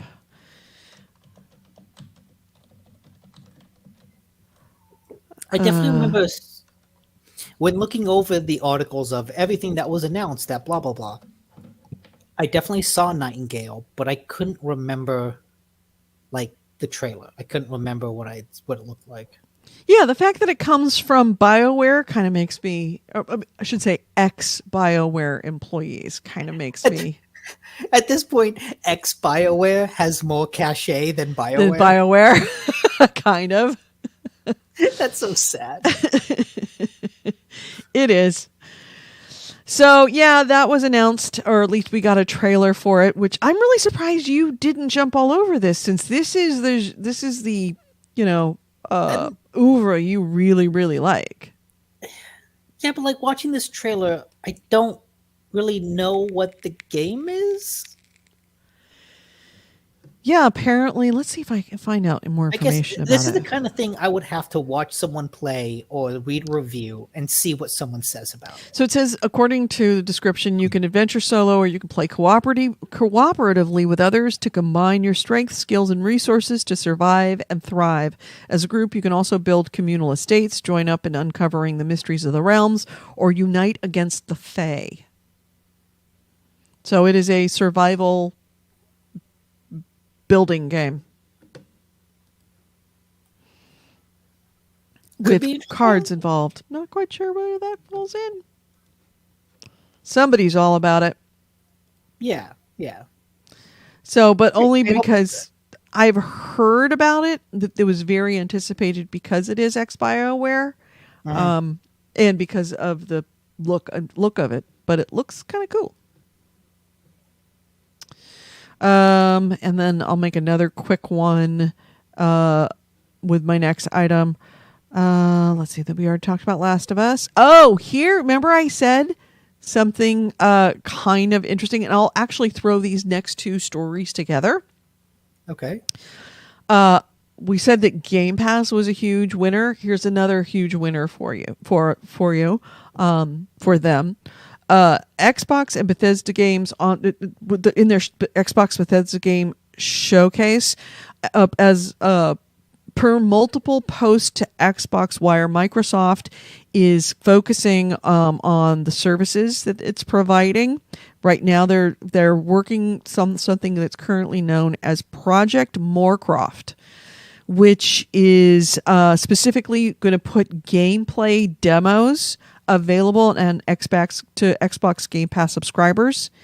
And Microsoft intends on focusing on supporting independent developers worldwide using this Project Moorcroft.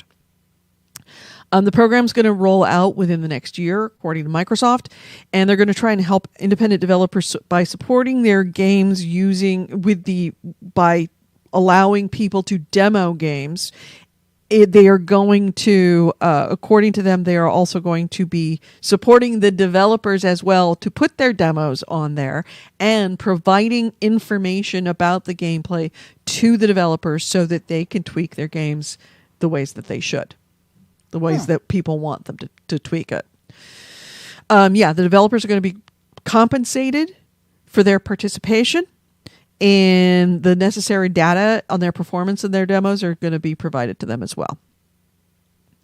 In addition, why do I have that up there? I'm sorry. In addition, I when you were talking, I remembered this. yes, Microsoft says that they're going to be expanding their partnership with Samsung, which is kind of the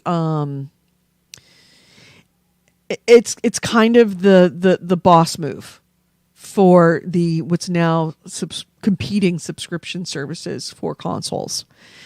They're already made Game Pass available for Samsung Galaxy phones, as we know. And you and I think I previously discussed that the big moment's going to be is when there is an Xbox app on your Samsung TV. That is happening. Like shockingly soon, too. Shockingly soon. It's going to be available on Samsung smart TV devices, and you'll be able to use it to stream Xbox games using cloud gaming. So you're not even going to have your Xbox. It is going to be strictly on your freaking TV, and that's where it is. Microsoft also plans to explore further TV partnerships in the future, but Samsung being such a ubiquitous smart TV brand, that's kind of a boss, like I said, a boss move. Mm-hmm. So yeah, you aren't even going to need an Xbox to be able to play Xbox games. And more importantly, and I'll just kind of put this out there, this is kind of huge for Airbnbers. Oh, yeah. Yeah. Because they can let their kids play games while they're on vacation if they have a Samsung TV with that app. If their kids have an Xbox subscription, it's like at the end of the day, while you're making dinner, put the kids on the Airbnb television and just let them play. Because your Game Pass travels with you. Yeah. As you and I both know, as we've been in Airbnbs where we've used our Netflix account on, somebody else's television. Even with one of them we stayed at had a 360, and we played some of the Pinata game. Viva Pinata. Yeah, Viva Pinata. Mm-hmm. It's like, oh, if this was just an app, we could just go from place to place. Well, now it's going to be an app on Samsung TV. So this is huge for Samsung. Because this is going to, that might be the deciding factor between Airbnb A or Airbnb B. If Airbnb B says they have a Samsung smart TV that has the Xbox, that I know that has the Xbox app, or I can contact them and say, is the Xbox app available on that? Means it comes with a gaming console on top of everything else. I still feel like the caveat is that, like, how is your internet? Mm-hmm. Is it good? It's always going to be how is your internet. Do you have? But even then, do you have the unlimited plan? Mm-hmm. Yeah. Because I think if you are going to be streaming games regularly, you need the unlimited plan. Yep. In fact, to that point, I just booked a week-long stay up in the mountains because I'm taking the dogs on a vacation. Oh, I'm not going on vacation. I'm going to a place where I thought the dogs might enjoy it. So I'm going, and the first thing I asked them was, how's the Wi-Fi? Because if I can get away with working from home at my Airbnb, and if I've got a good enough connection that no one knows that I took a day off, I'm going to not take any day off. I'm just going to answer phones while and then, step out the door and then go for a hike with the dogs up in the mountains. So, absolutely. Why take time off if you don't have to? Right.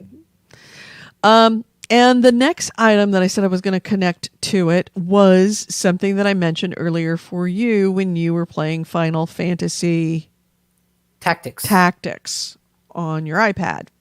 This might be a reason why you might have to update your iPad, my friend. Apple announced that iOS 16 for mobile devices will allow you to use Joy-Cons, your Switch Joy-Cons and Pro controllers on the phone or tablet. So iOS 16 was unveiled on June 6th, and the beta testing via the Apple Development Program was shortly afterwards, which is how the discovery that this is happening was made. One person that was participating in the beta, who's an iOS developer named iOS developer, I'm not going to name him, but shared their discovery on Twitter, and they even showed off how they were able to play Super Smash Brothers using the Delta emulator and connected controllers. And then Apple has since confirmed that that is exactly what they're doing. So when iOS 16 eventually rolls out, iOS devices will officially support controllers from Nintendo Switch and Xbox Series X and S and the PlayStation 5 DualSense controller. The latest update, of course, is not going to be available for the following iPad models. The 6, 6S, 7, and 7 Plus are not going to support it. The iPhone SE, the first generation, is not going to support it. Any of the iPad 11, 12.9, 9.7, or 10.5. And of course, the older iPads, 5th, 6th, 7th, 8th, 9th generation are not going to be supported. The iPad Air 3rd and 4th generation won't be supported. And the iPad Mini 5th and 6th generation won't be supported. What about iPad Pro? iPad Pro 10.5 or lower. So, yeah. I have no idea which version I have. Might say in the back. You got to figure out what your iPad is. But if you've got a newer phone and a newer iPad, chances are it's going to be supported to be able to use game controllers on iPhones, and iPads, which is huge.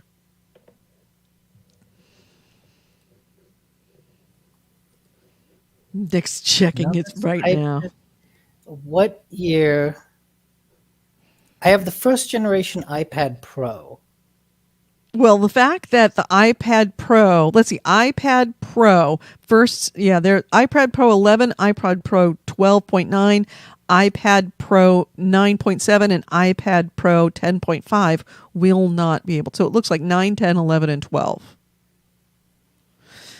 Okay, it looks like the most recent one would be, Oh, wait, when they say 9, 10, 11, 12, are they talking sizes or models? I don't know.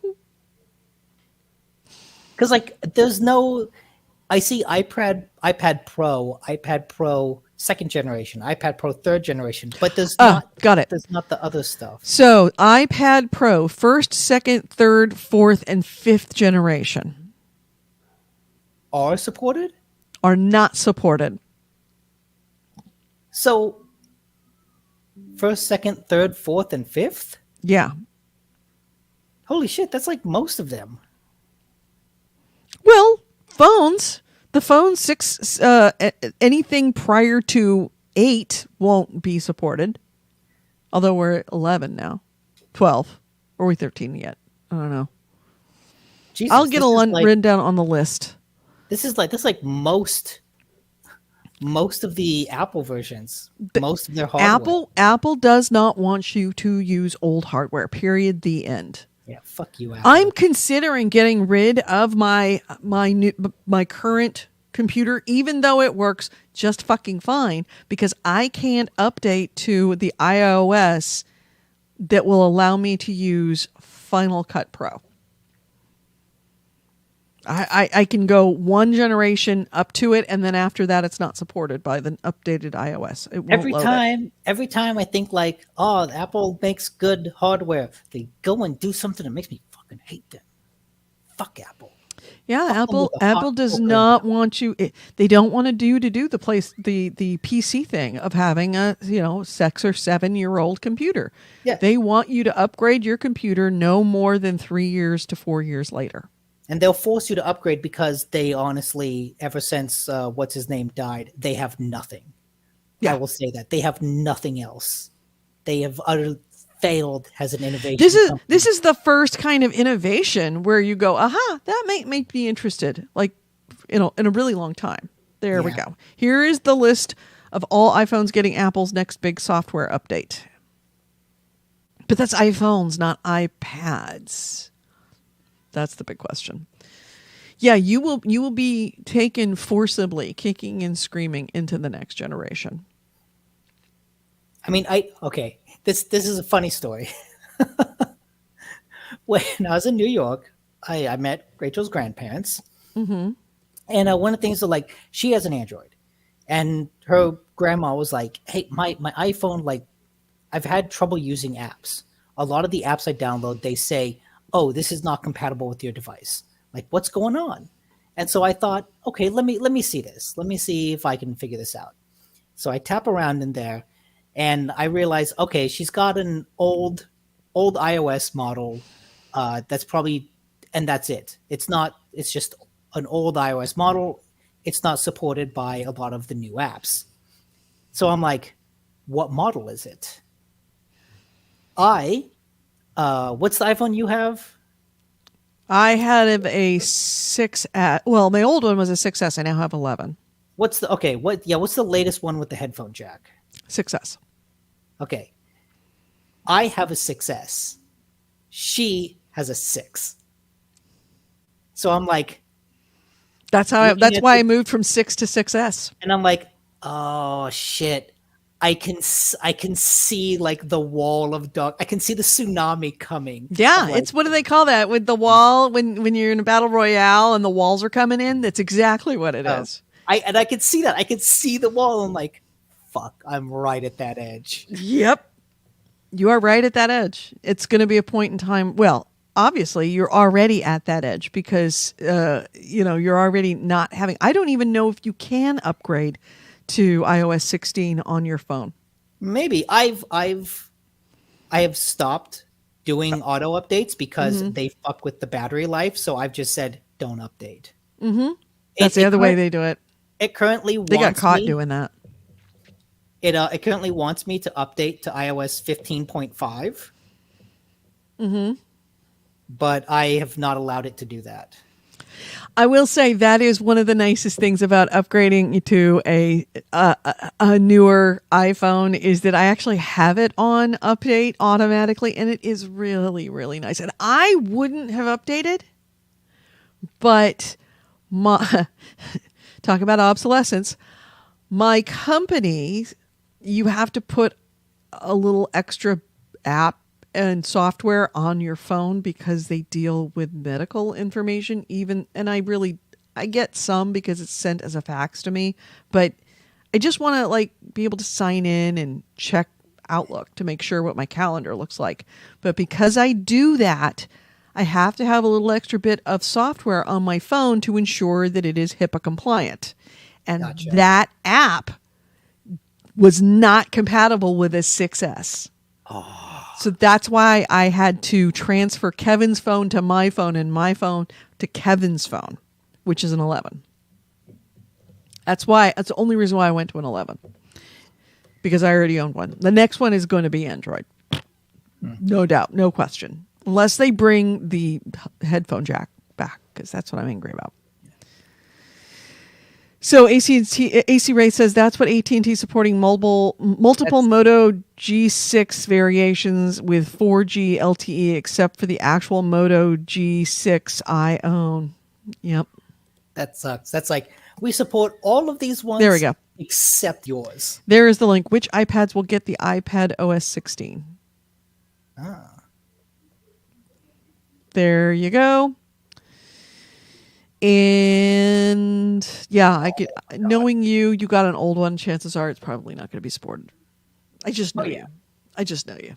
You didn't buy any early enough. But you know what? You know what? That's a small price to pay because I'll just keep using the touchscreen because fuck you, Apple. You're not going to get me to upgrade. I will die on this hill. Yes, you will. I will die on. I will tap my screen until my fingers bleed before I upgrade for your controller support. You can't make me. All right. So your next item is. Wait, hang on. Wait, what is this? This is What? You got to share with the class. You can't just look at something and react. Which iPads will get iOS 16? Share. iPad mini, iPad 9.7 9.7, 10 point something, 10 point something. Okay, I guess I'll have to see what iPad I have. It's probably before 2017, though. Probably. Well, yeah, I probably have Sorry. 20. I have 2015 version. Mm-hmm. So if 2015 is version first gen, and they support the 2017 version, that means they probably started with Gen 3. So third generation iPad onward is what they support. Yeah. Let's see. iPad. Let's see. No, it says according to iPad Pro 11, first, second, and third generation is not supported. Okay. Yeah. Yeah. So I don't know. Anyway, Anyways, next item. back to gaming news. Probably the biggest news outside of like all the E3 stuff is that Jeff Grossman is leaving Giant Bomb. Did he say why? Or where he's going? He has actually started. Wait, Going back to GameSpot. He bought GameSpot. why is my screen? Why am I? What? Hello? I'm on battery, but I'm following the cord, and it's plugged in. Is there possibly a power outage? Or No, because the light's on. does it have a button in the center of the unit that maybe popped? What do they call that? Having such brain farts today. Oh, there we go. A No, power disruptor. it turns out you've got the brick and the cord leading to the laptop and the cord leading to the wall. One of them has a plug. It was unplugged by that much. It happens to me all the time. Yeah. Anyways, Jeff Grossman, he's actually, as soon as he left, the next day, he started a Patreon for his own stuff.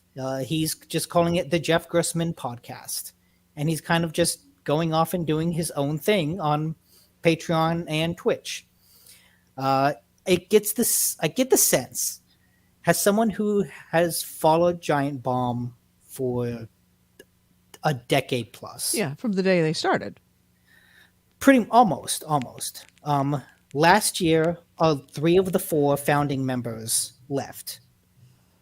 And they started their own thing on Twitch called Nextlander. What people have noticed is that Jeff Grossman left a year to the day when those other people did, which kind of feels like some sort of contractual obligation of like, oh shit, we're losing 3 of the 4 founding members. Can we just keep you on for one more year to like shepherd the site into whatever would be next, and then you can choose what you want to do? That very much sounds like that. Yes. So I get the sense that like if he could have left a year ago, he probably would have. Or they made him an offer that he couldn't refuse. Yeah.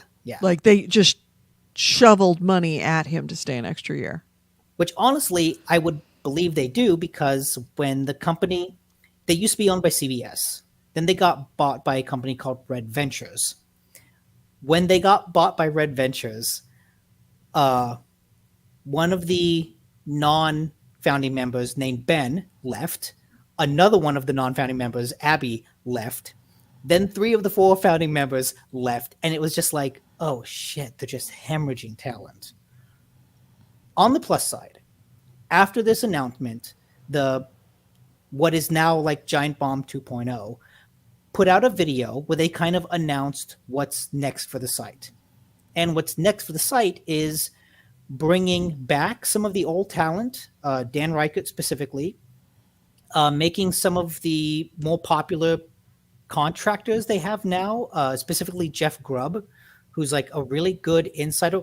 We talked a lot about Jason Schreier. Jeff Grubb is kind of on that same level of, he listens to rumors, talks about it, and he has a show on Giant Bomb where he once a week he basically says all the rumors he's heard and goes through a list of Twitter questions where he just kind of answers people's questions. It's like super informative, really good. He's now on there full time. And a couple other former GameSpot employees are now also hired full time. Lucy and Tamor, which I've watched their stuff. There's enough like hired people that I actually think that site is kind of good. Good. Yeah. So even though Jeff has left, they've used this opportunity to hire a lot more talent that I think actually made me interested in watching some of the content. I've not watched much Giant Bomb since like the other guys split a year ago, but seeing all the new people that got brought on board, I feel like the new 2.0 era is like, this is actually really interesting. This is good. So I'm glad that with him leaving, it doesn't feel like the site that I grew up with is like, oh, fuck it, it's dead. Right. It's not dead. It's now just different. Yeah, it's different, which is to be expected, right? You can't do this thing forever. But I'm hopeful for the future. And no, there is Giant Bomb 2.0. Like, let's be honest. And in case you're interested, there's Jeff Gersman's Patreon. Also, let me remind you, we have a Patreon. Yeah. Don't give to Jeff. Give to us. Give it to us. He doesn't need it. We put your money to work. $1 a month is all we ask. That is 25 cents a show. That's all we ask. We are not looking to supplement our income. We are looking just to provide you every week with all the news that's fit to know, in our humble opinion. So yeah, our Patreon right there. Also, if you are listening right now, no matter where you are, whether it's Facebook, whether it's Twitch, whether it's YouTube, please hit the like and subscribe button. It makes a huge difference. If you can't do the Patreon, at least like and subscribe. Please, please, please. So I don't have any other items. Do you have any other items? Just Diablo Immortal. In general, that game was released to mixed reviews, let's say. Yes. Where is my thing? Diablo Immortal is the iOS Diablo game. Yeah. Heard, that happened That happened right just as you were leaving, that all that started to hit the fan, so that's why it was in the top of my head. Yeah. Oh yeah, this should have led the show. Holy crap, did it epically shit the bed. Okay. From what I've heard, like, it's a good game. It is a well-made, very polished, very well-controlling game. It controls well on touchscreen, and by all rights, it's like, hey, this is a cool, fun game. I was listening to Patrick Klepek of Waypoint describe his time with it, and he said, like, for the first several hours, it's a really easy game. It's not very difficult, but like, you're playing it and there's like no microtransactions, nothing. And he's like, it really feels like the game is embarrassed about what it becomes. And so they give you these first hours of, let's not mention microtransactions at all. Let's not force someone to buy anything at all, so that hopefully they have a fun enough time so that when they hit this wall, and it is a wall, and he said, like, remember, he was describing it as an easy game. He's like, yeah, I'm playing through it. I'm just kind of blowing through levels. And then I hit a dungeon that's like, there's a level cap. You can't do this until you get to level X. So he's like, I guess I have to go grind. And then you do that. And then he's like, oh, there's another level cap. And it's like, all of a sudden you hit this wall where it starts asking you to pay money to progress. And what we have found is that this game probably has some of the worst microtransaction loot boxes since Star Wars Battlefront 2. Yeah, it makes Star Wars Battlefront 2 look like, God, I can't even think of it like a really good, easy, free-to-play game. Like, I can't even think of one. Yeah, It's bad. There was, of course, as soon, and what's worse is when this game was given to reviewers pre-release, it didn't have any microtransactions in it. Only after the release, and of course, all the reviews were like, "Oh, this is an awesome mobile game." Then the game came out and had all these microtransactions in it that nobody knew about until they released it, and it is the most convoluted. Like, oh, you need these gems, these legendary gems, and then in order to use the legendary gems, you have to use those to get these other things, and then you have to use these other things to get other things, but you need copies of the legendary gem of the same legendary gem you just used to make that thing in order to upgrade it. I was watching someone explain this, and they were like, there's a legendary gem, 5-star gem, right? But then you'll get a 5-star gem that's only level 1. And what that means is you have to upgrade that gem. You upgrade that gem by getting other 5-star level 1 gems. And so, like, you can't just get a 5-star level 5 gem. You have to upgrade the things to get upgrades. And it's just like upgrade on top of upgrade on top of upgrade. And that's just the early stages. Later on, after that, it goes in awakening your gems. And then just multiple layers of bullshit that just keeps getting more bullshittier as you go. And most importantly is there really is no way for you, even though you're using, to upgrade the gems, you have to have these orbs that you must pay for. There's stuff that you can get in game, and there's stuff you can only get through the store, or I think you can buy it from an NPC, but you can only do 2 of them a month, and you need something like 1,000 in order to fully upgrade a gem or something like that. But bottom line, somebody finally did the math of what it would cost in order to fully upgrade a weapon or an item. And in order to fully upgrade an item, the estimate was $100,000 cash.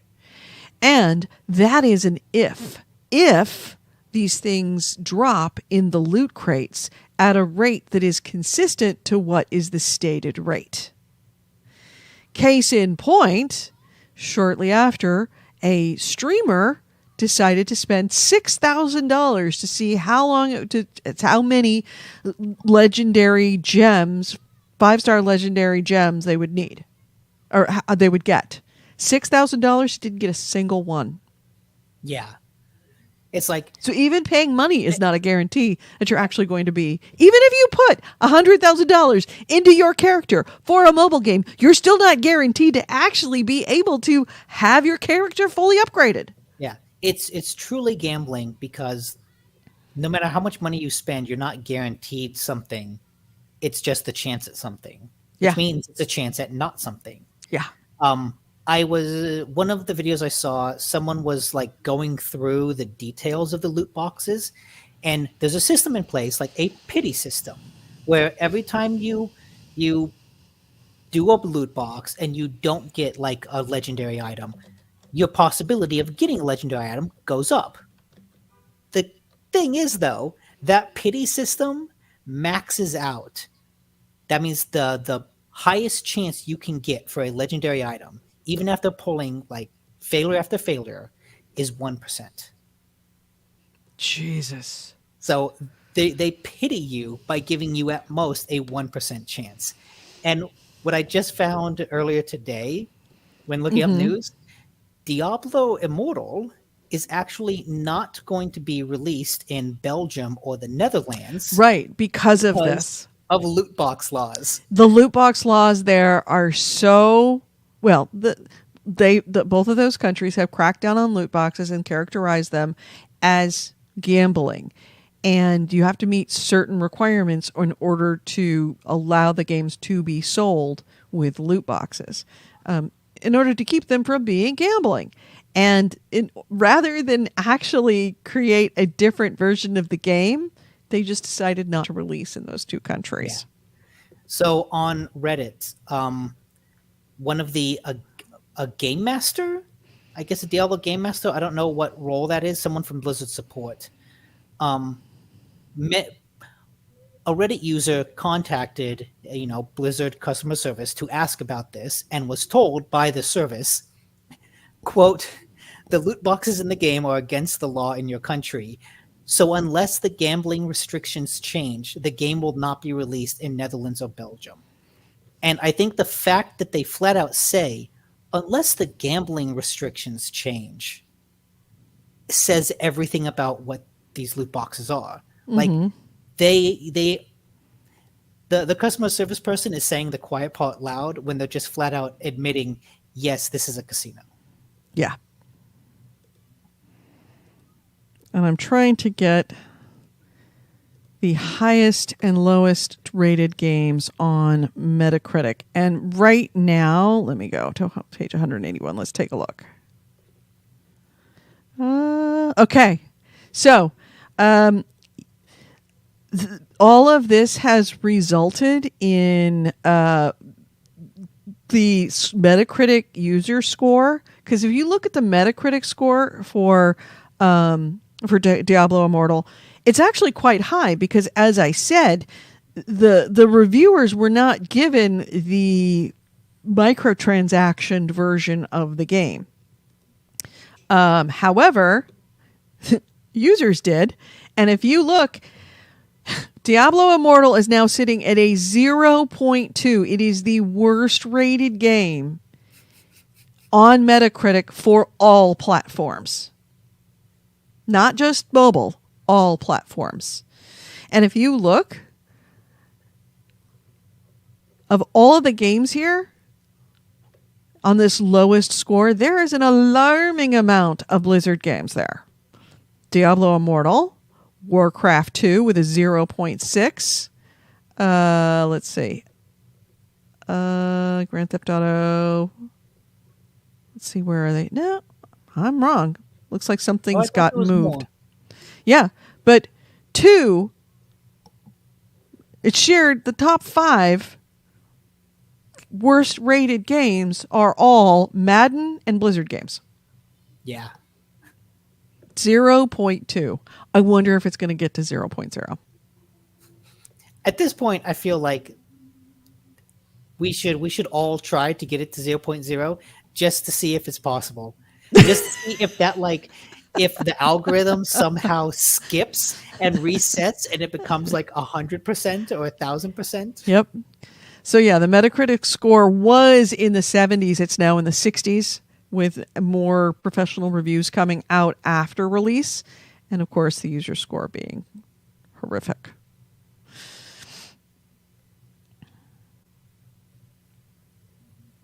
Yeah, that's something. Yep.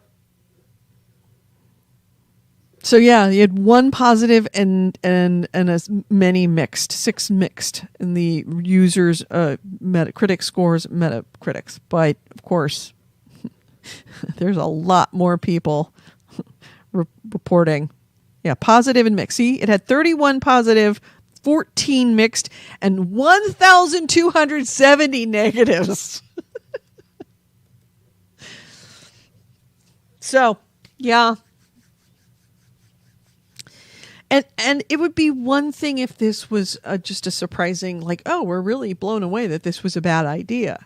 But you remember the whole announcement of this game was being made? Well, you have phones, don't you? Yeah.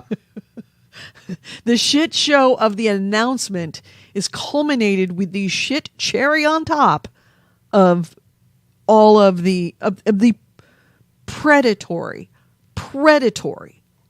nature of these transactions, because the only people who will be spending money enough to make this worthwhile are people that have an addictive personality, have addiction problems, because nobody in their right mind should spend more than $100,000 on a single character in a game.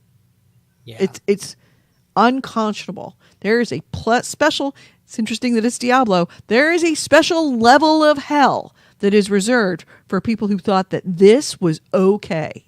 It is immoral. Bottom line, immoral.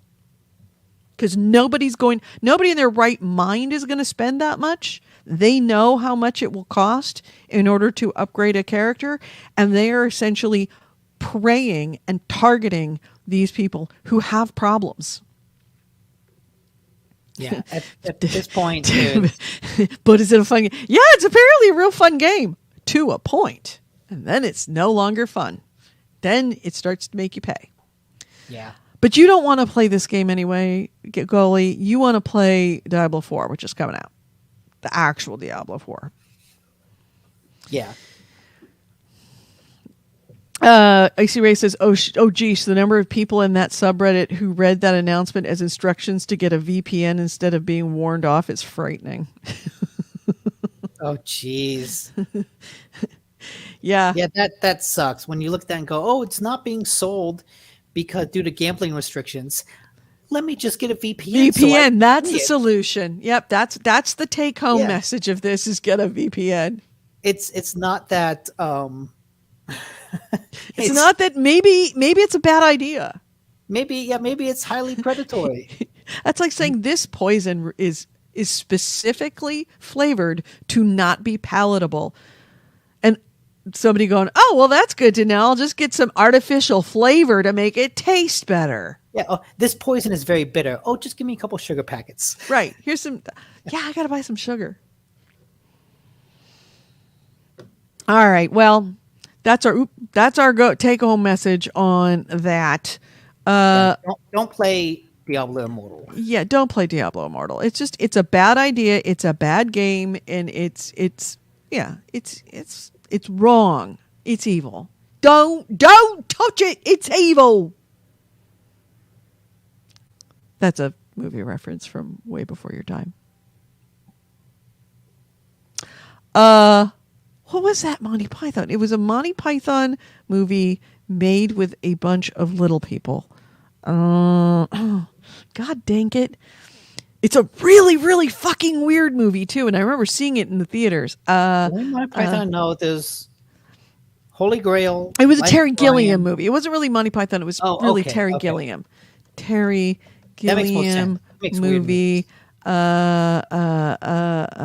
Little people.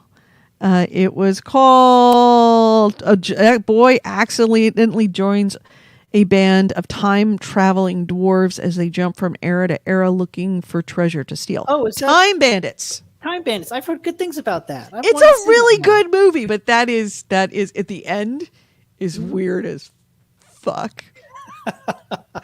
With the culminating line, "Don't touch it, it's evil." Okay. All right. Thank you very much for the link to Time Bandits. Go watch Time Bandits. Just, if it's legal in your state, go get yourself a joint and watch Time Bandits. A joint, a bunch of snacks, and go watch Time Bandits. It is a classic. Okay. Oh, it's on HBO Max. Is it? Yeah. Yeah, I haven't seen it in years. It's gonna look like the era that it came from, by the way. Oh, anyway, I'm fine with that. Shall we close out the show? Yeah, Shepard is here demanding I stop. Yeah, Mia's already kind of circling like like the little shark that she is. So let's close this out. You've been listening to GameHounds episode 642. We recorded this on Sunday, June 12th, 2022. I've been Edie Sellers, and with me has been Nick DiNicola. If you ever want to get a hold of us, gamehounds.net is our website. Gamehounds@gmail.com is our email. We record this show live on Twitch, on Facebook, and on YouTube. On Twitch and Facebook, it is The GameHounds. On YouTube, it is GameHounds Vids, VIDS, as in videos. We record it on Sundays at 2 p.m. Pacific, 5 p.m. Eastern. We would love to have you, like everybody in the chat room. Thank you to AC Wraith for doing all the links in the chat. Thank you to Bitters. Thank you to Corey Wallace. I think he was in there. Vice might even be in here, I think, somewhere. I think a couple of other people. If I missed you, I'm sorry. There's Bitters. I'm looking around. So thank you for being here with the show and being and watching. If you would like to join us, please do next week. Now, if you want to listen to us as a podcast, we are available on iTunes, iHeartRadio, Spotify, Audible, Google Play, pretty much wherever there is a podcast to be heard. That's where we are. You can find us as GameHounds Podcast. If you're going to iTunes, you're going to find us under Blizzard. There's 2 GameHounds podcasts. One of them is a Wizard Media. The other one isn't. You want the Wizard Media one because that isn't one is an old one. And can't get rid of it because fuck Spreaker. Have a great week, everyone. Thank you so much. And again, don't forget our Patreon. We are patreon.com/GameHounds. Love to have you provide $1 a month. All we ask. If you want to do more, great, even better. But $1 a month to keep this show up and running and pay for all the technology and all the subscriptions in order to keep it up there for you. All 642 plus episodes that we have sitting there costing us money every month. Thank you to all of our patrons. You are legends. And it wasn't for you, we wouldn't be here. So thank you so much from the bottom of my heart. Don't forget to like and subscribe. If you're listening as a podcast, please leave us feedback so that others can find us. Have a great week. The dog is already hearing the closing. She knows it's over. Have a great week, everyone. Bye. Be safe out there. The COVID is back. Just ask Nick's girlfriend. Bye, everyone.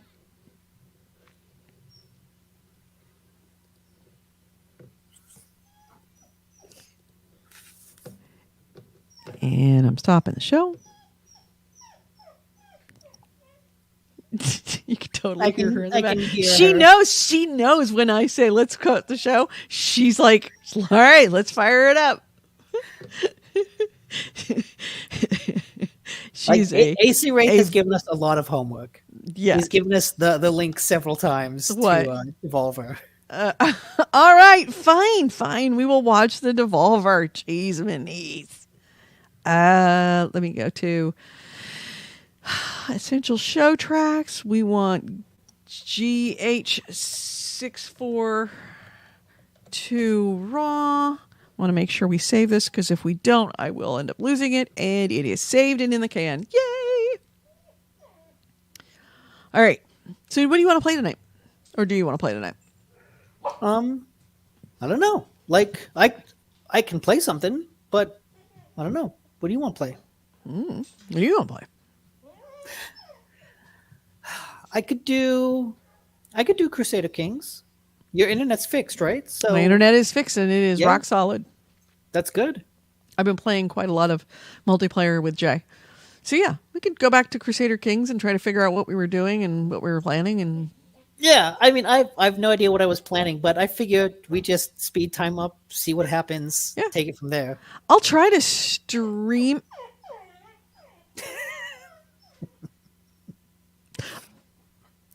I'll try to stream it tonight. Put it on Twitch, see if I can actually get my OBS to work. I tends not to because Mac, but we'll see.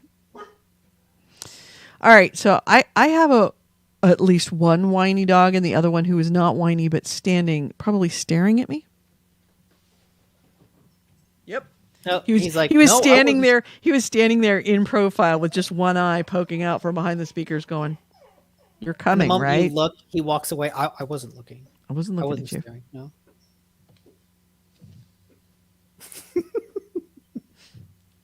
You just standing there, just staring. See if I can raise up the.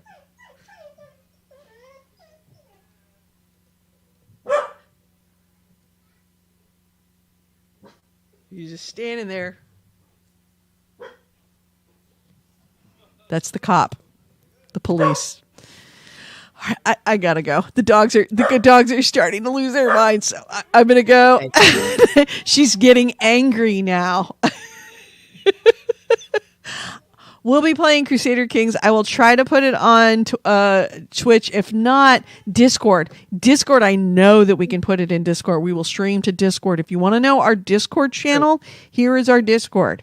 feel free to come in and watch us. We probably will mute you because otherwise we won't be able to talk, but you could at least watch us on Discord, see how we're doing it, maybe even get a quick tutorial yourself about how to do it. We'd love to have you. Have a great week, everyone. Take care. Wear your fucking masks, even if you can sort of get. And if you're not vaccinated, please do it right now because, Lord, it is bad. I'll say, I think one of the reasons I did not get infected is because when we were coming back on the plane, I had on an actual N95. Oh, did you not have N95s in the whatchamacallit in the? No, we have like the KN95 usually. But then for the airport, we had on actual N95s. Yeah. Well, KN95 is just the Chinese version of N95s. It's just a different rating. Yeah, but it also doesn't fit as snug. Well, that's the design. Yeah. Do I have standby? Do I have a? There's ones that actually fit really tight. Those are the ones you want. Your fit is everything when it comes to an N95. If it's easy for you to breathe through your N95, you're doing it wrong. It shouldn't be easy to breathe. When you breathe, if it's going in and out and you have to actually really suck to breathe, then it's working. So anyway, it is starting to get super bright here because, of course, the sun is starting to hit this spot. So I will talk to you all later. Yes, talk to you later tonight. Have a good one. Bye.